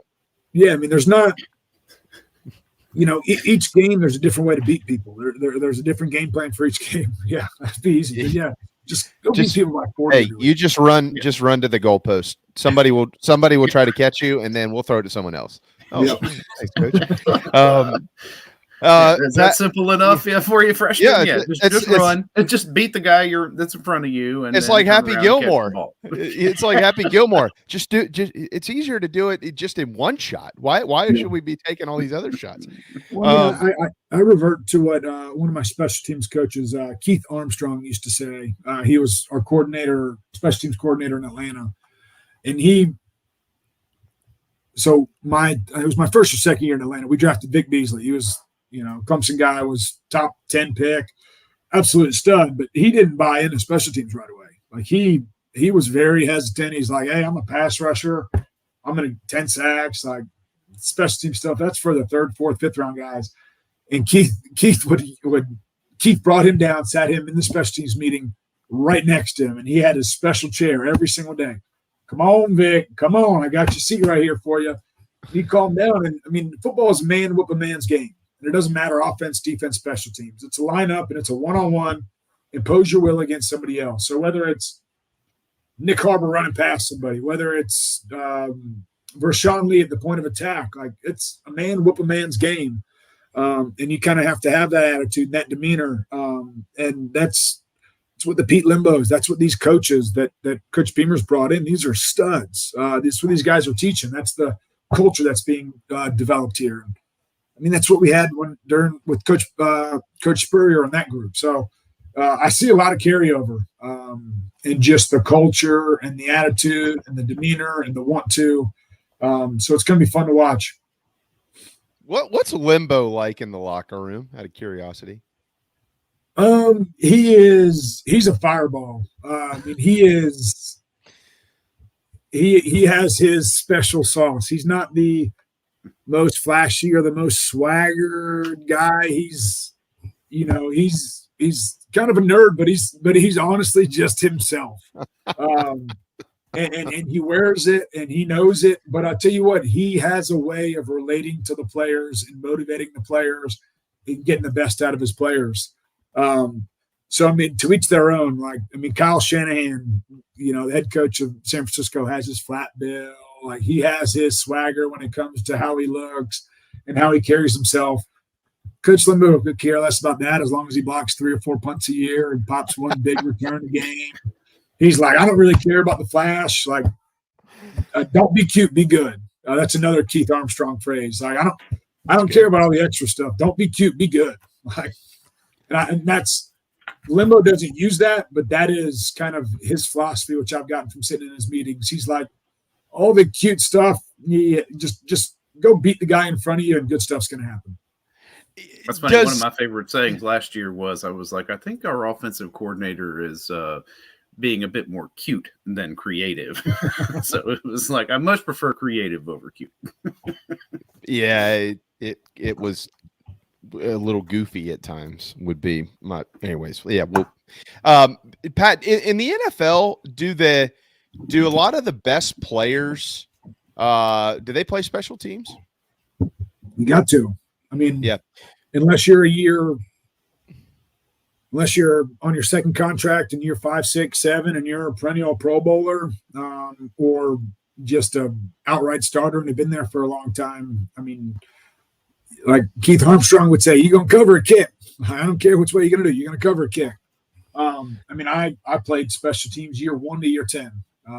And I either played 2 phases or 4 phases, whatever was needed of me at that season, and however I can add value. But it's kind of a way to get yourself a chance to get on offense, defense. If you're a second, third teams offense, defense guy, but you have value on special teams, Coach Beamer watches every special teams play.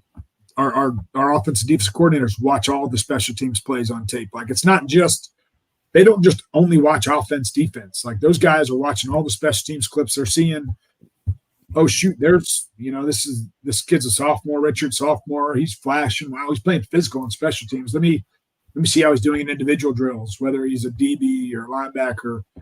Okay, shoot, he's really coming along. Let's bump him up a team. Let's see how he adjusts to running with the ones on the defense or offense. So there's different ways to add value in that sense. And, I mean, honestly, if you're in the NFL and you're not an all-pro or you're not on your second contract making bajillions of dollars, if you're not playing on special teams, if you're not in the 1 or 2 deep on special teams, especially right now when we're talking about an NFL training camp, you're looking around the room, you're saying they're only keeping 53 of these guys. I'm probably not net 53 right now if I'm not on the 2 deep on all these special teams. And Coach Limbo, he echoes that all the time. I mean, I remember him talking about Nick Muse. Nick Muse was a 7th round pick 2 years ago. And I mean, Limbo would say, Nick was probably a borderline draftable, undrafted free agent guy, but he's a 3-phase starter here at South Carolina on special teams. And I guarantee, because Coach Limbo did a bunch of interviews with a lot of these head coaches. it was probably a reason why he got drafted, because he was versatile and able to do special team stuff, and also what he was doing on offense, defense. So it definitely carries you forward. And I mean, it was honestly a reason why I hung on so long. Is one, leadership, two, value on special teams. Yeah, and that was the point of my question, because in the NFL, if you have to do that in the NFL, the good units in college football generally have their better players on special teams. Last year, South Carolina had the best special teams unit in the country, and they probably have the best special teams coach in the country as well. And then you also got all these other guys, starting with Beamer, of course, has special teams experience. But I think the question gets at, and we'll let you run on this note. I know we got to get you out of here, but sometimes I think it's a common misnomer that people assume if you're a defensive guy or an offensive guy, but you're also playing special teams, maybe you could at times be spread a little bit too thin. But I've heard it's quite the opposite, where you're totally engaged. It actually makes you a better football player to be part of the special teams unit, in addition to whatever position group you're in.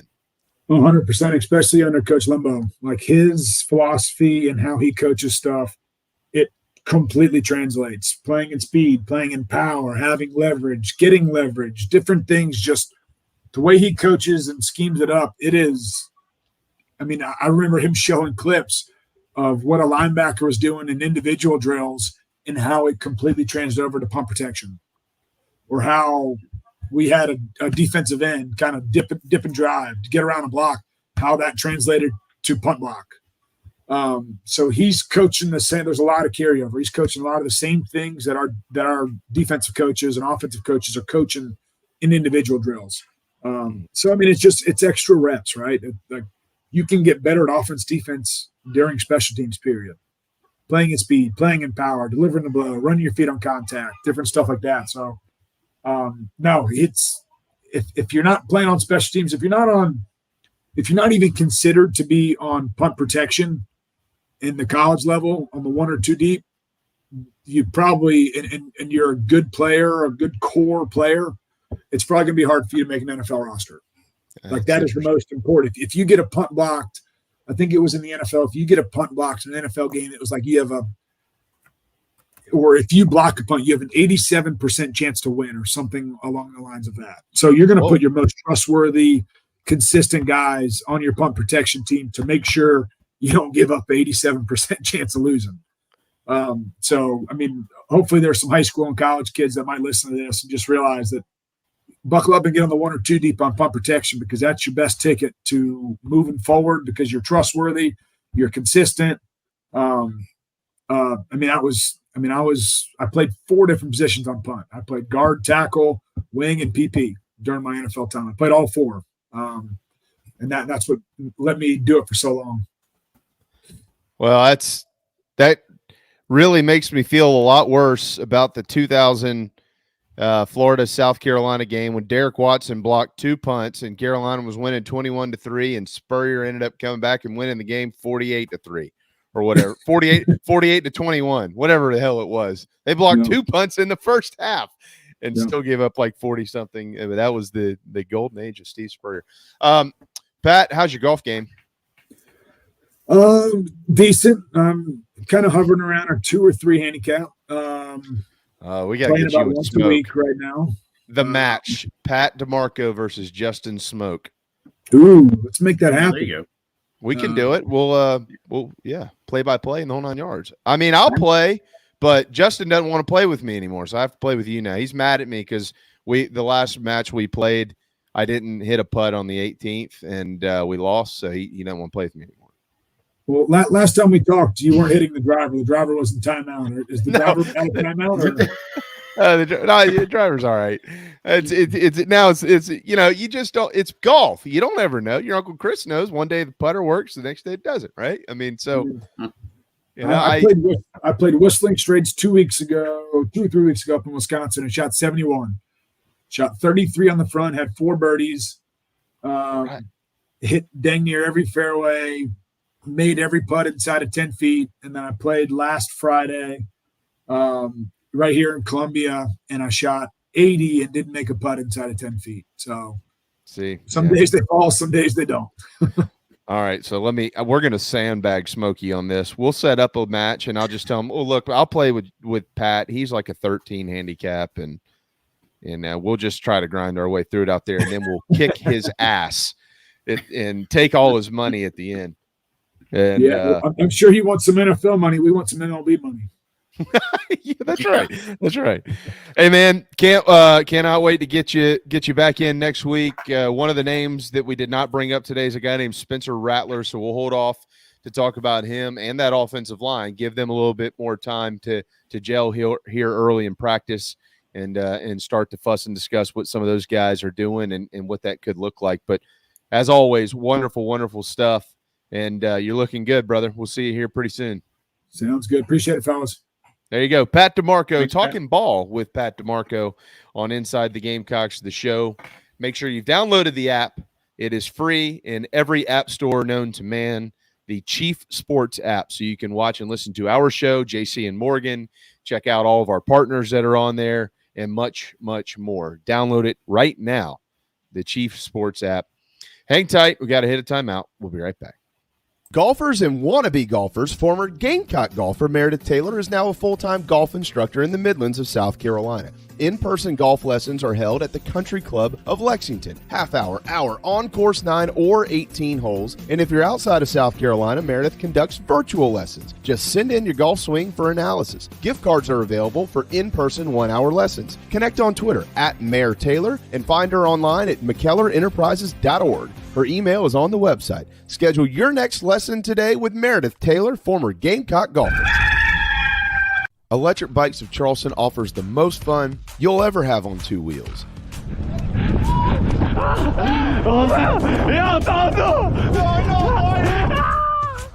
Magnum, Velotric, Aventon bikes, and more.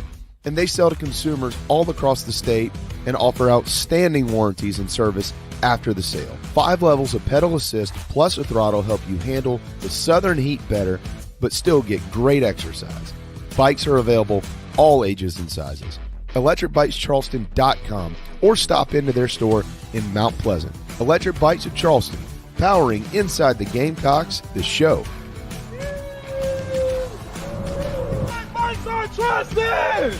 Electric Bikes of Charleston! Electric Bikes of Charleston! Electric Bikes of Charleston! Bikes of Charleston!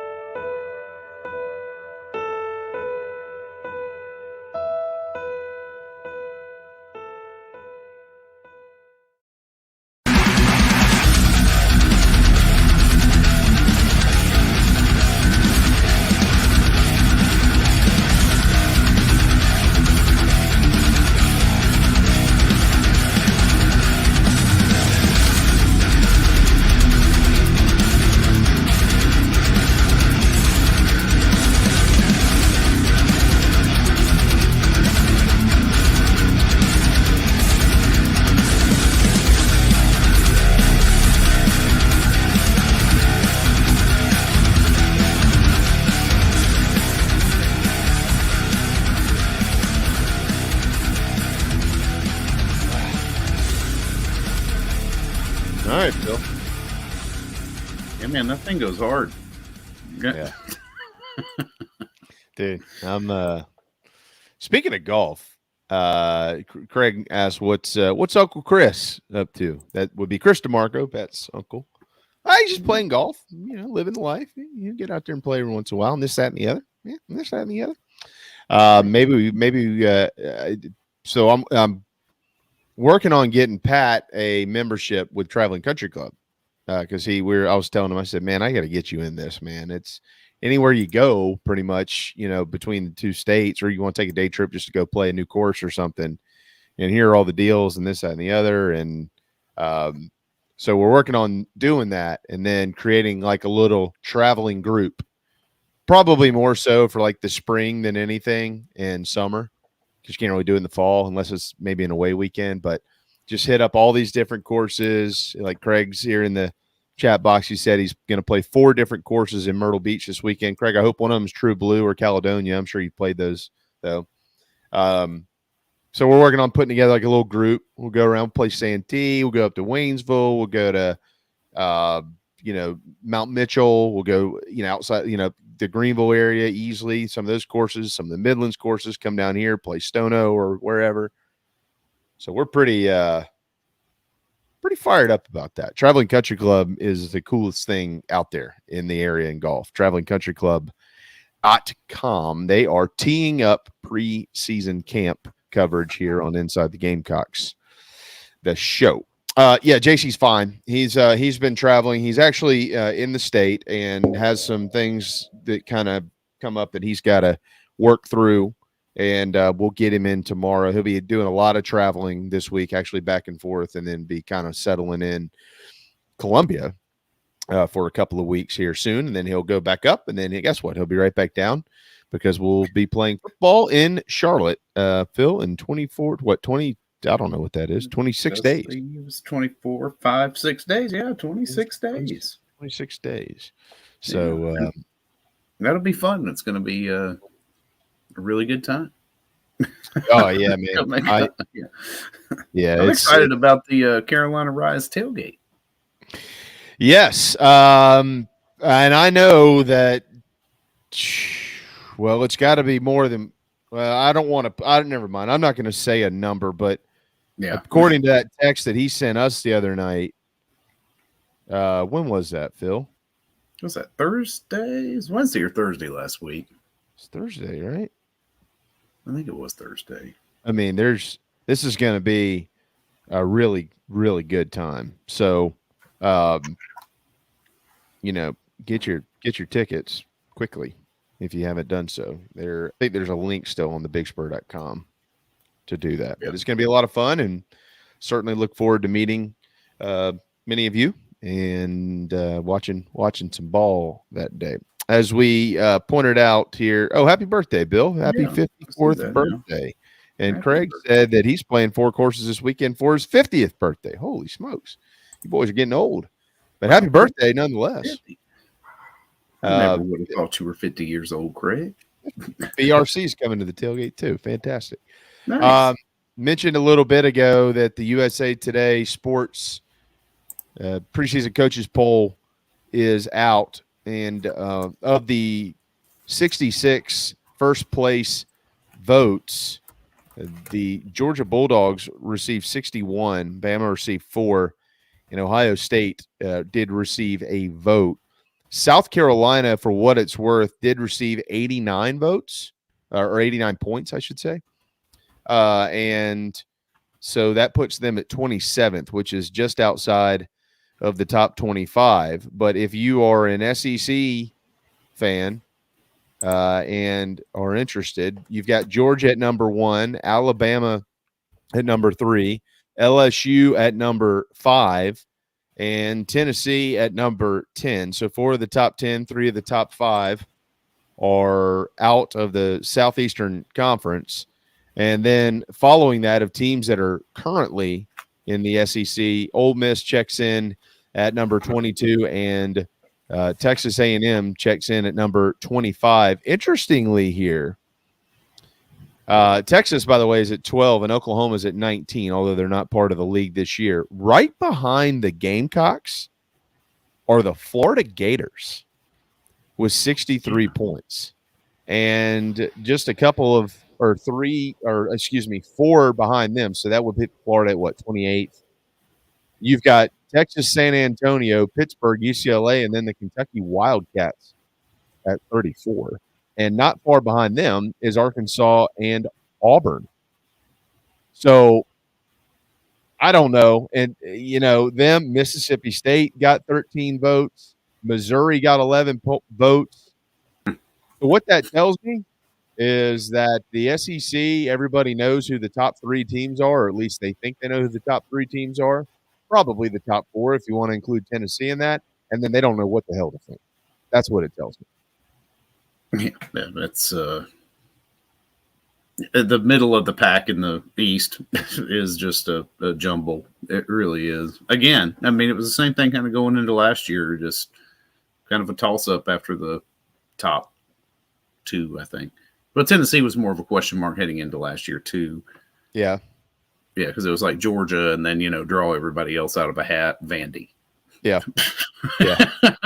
Now everybody seems to think it's, Georgia, Tennessee, maybe a lean for South Carolina, and then everybody else, Vandy.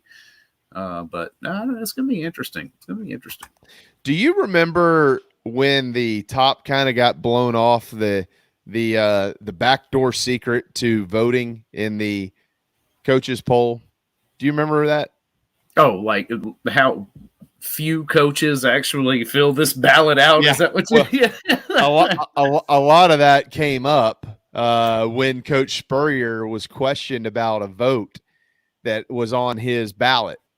And he said, well, dang, I didn't even know I did that. I had whoever filled it out. I don't know. I don't think it was Jamie Speronis. It might have been Jamie, but Jamie's pretty sharp now. So I'm not sure who it was. I can't remember back that far. And then people started going, well, now wait a second here. These coaches aren't even filling out the ballots.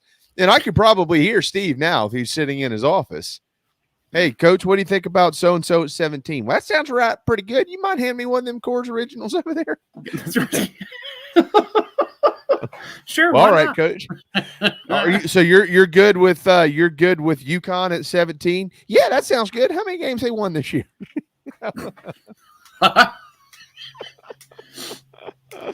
It's funny because you'd hear all those arguments. It was like, well, I put more faith in the coaches poll than I do in the the AP because that's those guys know, and the AP they're just writers.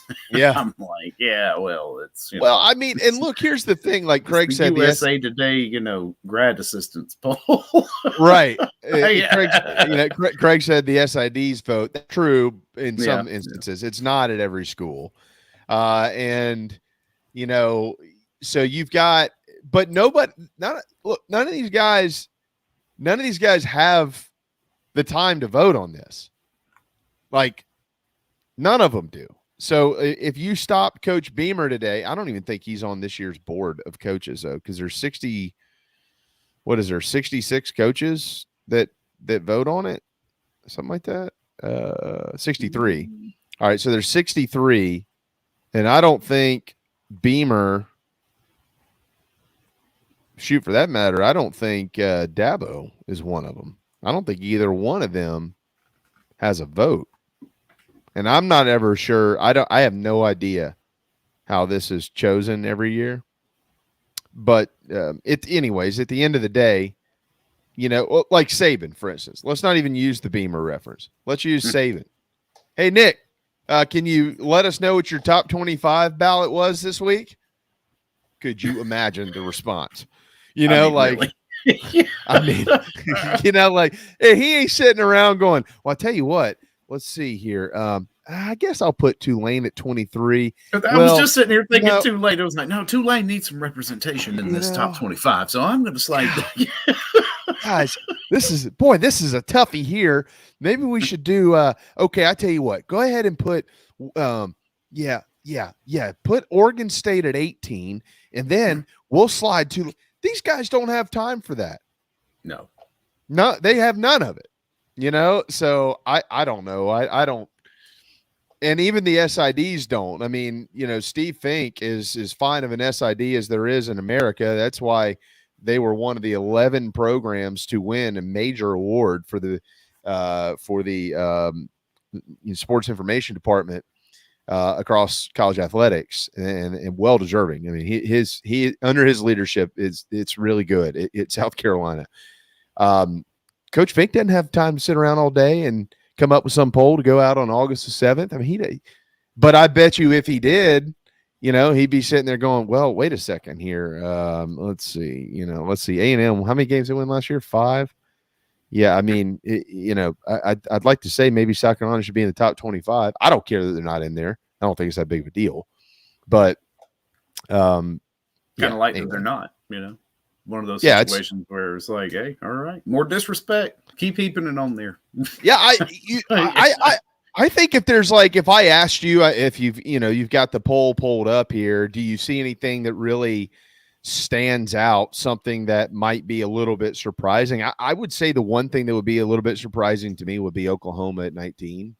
I think Oklahoma getting a bit more love than I kind of figured they would. I know there's a lot of hype around Fickle in Wisconsin, so I'm not sure how much of that is actually real or just, been talked up for 6 months. I mean, and quite frankly, I don't know anything about Texas Tech, so them being at 24, I mean, I don't know what to think about that. So I don't either. Is Tulane just getting love? Because I don't think they're going to be as good as they were last year. Well, I think they returned I know they lost some big guys.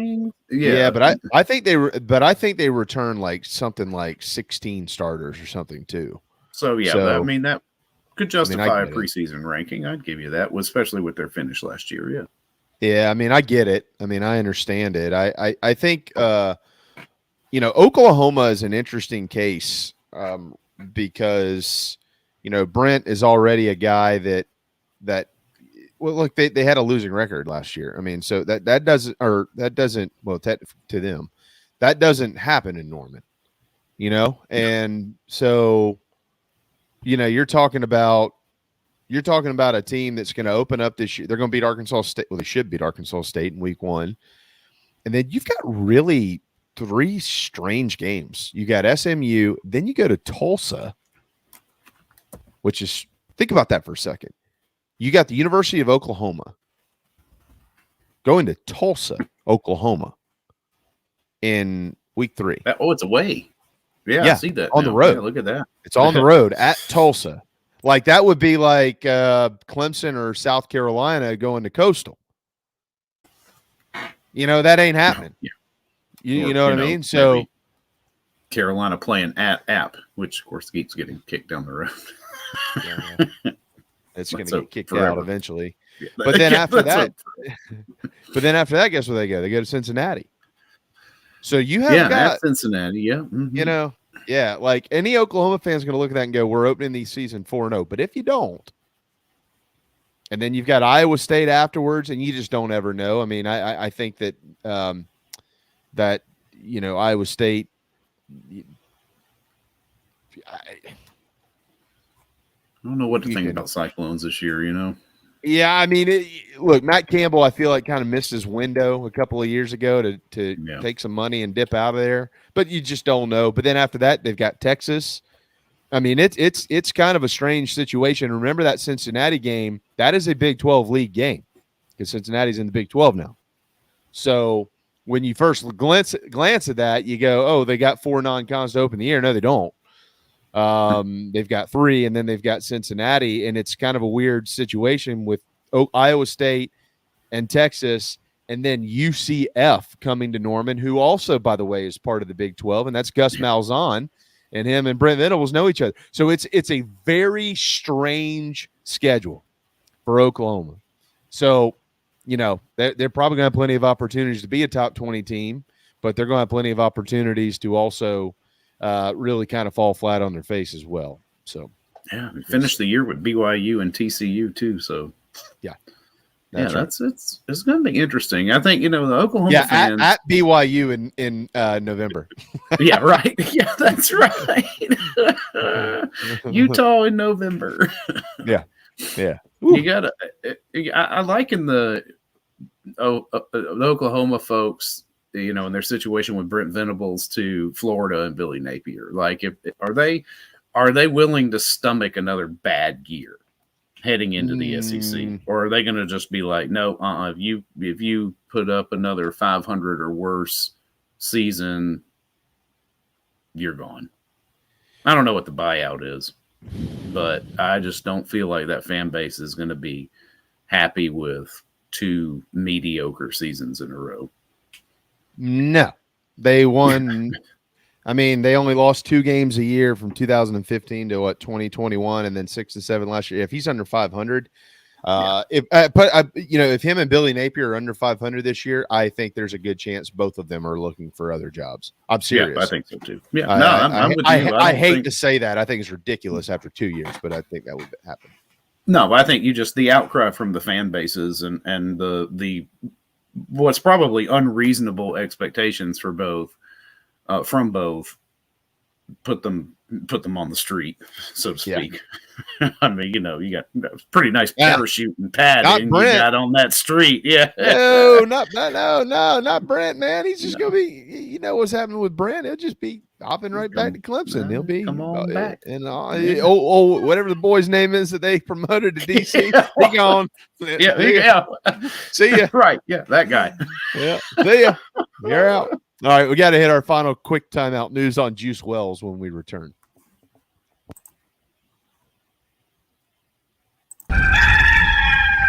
Hey everybody, this is Mo Copper from Carolina Football. The show is painted garnet black every day by a couple of painters. Go to letmepaintsomething.com to check them out. Go Cox. 10% off for military repeat customers or mention the show. Interior, exterior painting, fencing, cabinet staining, concrete painting, popcorn ceiling removal, and more. 803-522-6832. LetMePaintSomething.com. If you're in the upstate of South Carolina and are in need of residential real estate services, Cindy Bass Searfoss of Caldwell Banker Kane is for you. Ask her about the village at Creekside, all of her listings. In my hometown of Spartanburg, South Carolina, right there on Daniel Morgan Avenue, married to a lifelong Gamecock fan.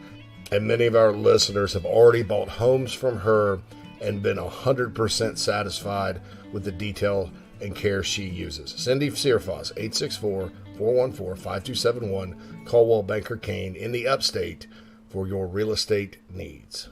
Building your dream home is often just that, a dream, and sometimes a nightmare. But at the Barndo Company, they commit to quality and build without sacrifice. Customization, open floor plans, limitless flooring options, maintenance-free and easy installation perks, and affordability are just a few reasons why they've been named one of the best builders in the U.S. Believe in your dreams. Visit thebarndominiumco.com. That's thebarndominiumco.com. The Barndo Company, Gamecock owned, Gamecock operated. The preferred sign partner of Gamecock Athletics is Signorama Columbia, and they should be yours too. A full-service sign company that handles design, production, install, and service, Signorama Columbia has helped to bring to life the perfect vision for so many all across South Carolina. Owned and operated by proud Gamecock alumni, they can handle all types of signage, including interior and exterior, vehicle graphics, and more. Go to Signorama.com and find the West Columbia location, or call them at 803-407-9284. Bring your brand to life with Signorama Columbia, and go Gamecocks.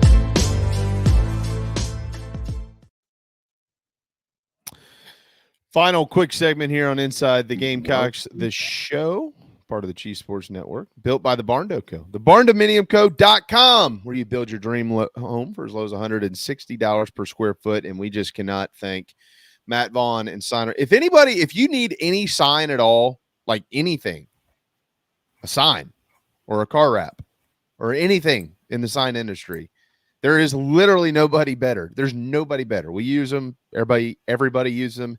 The University of South Carolina uses them.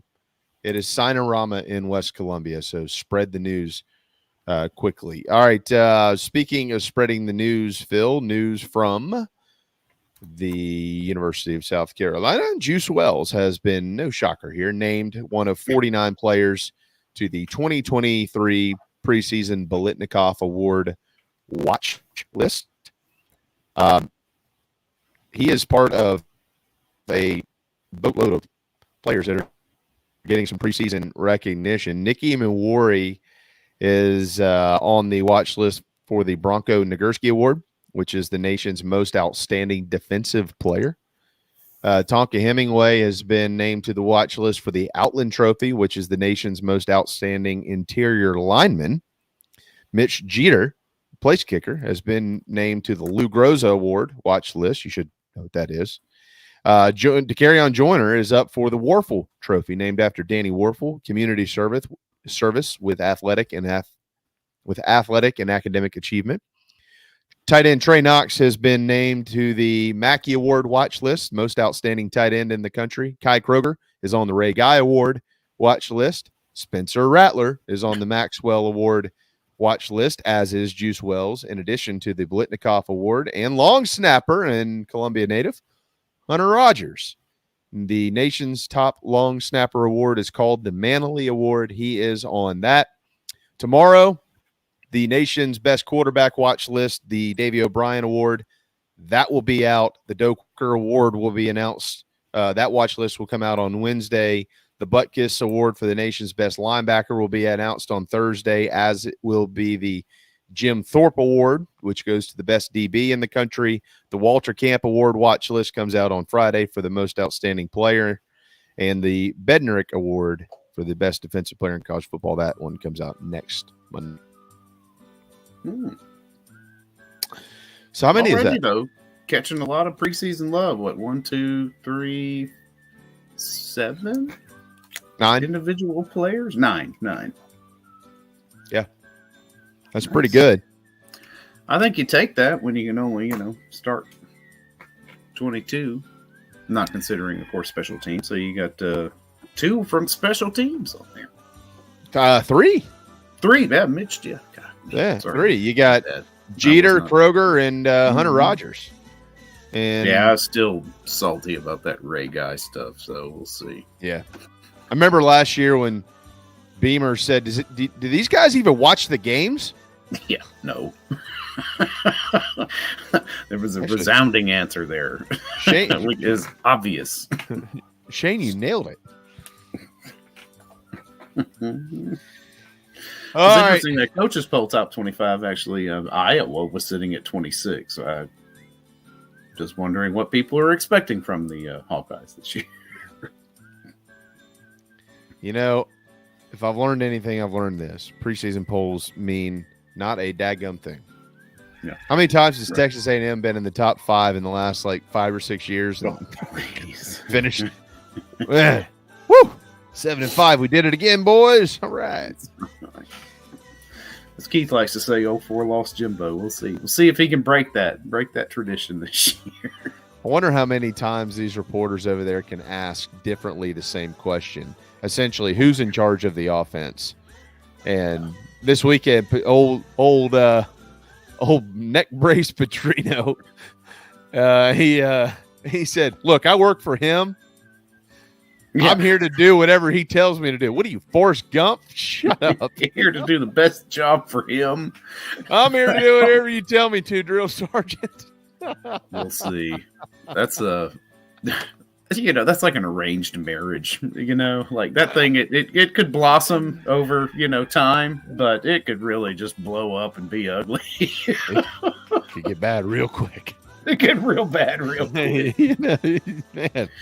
That's going to be one of the most watched sidelines in college football, right? Just to see. I don't know if Petrino's going to be on the field or if he's going to be in the booth, but if he's on the field, those two are going to be. Anytime they look at each other crossways is going to make news. Yeah.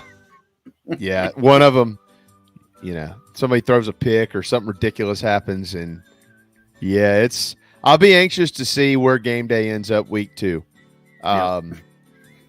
There's some options, but it's if Miami and A&M are both 1-0, which they should be, that certainly could be a game that they look at. My money is on Texas at Alabama,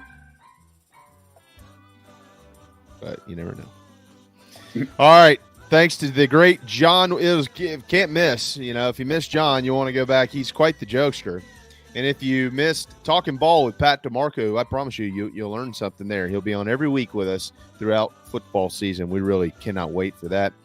He joined us at the top of the noon hour. Tomorrow is Tuesday. That means that Hale McGranahan will be here, and we look forward to him and JC returning as well. Hope you all have a marvelous Monday afternoon. Thanks to Phil for doing what he does, and we'll see you tomorrow. This is Inside the Gamecocks, the show from the Sinorama Studios, built by the Barndo Co. and part of the Chief Sports Network. Download the app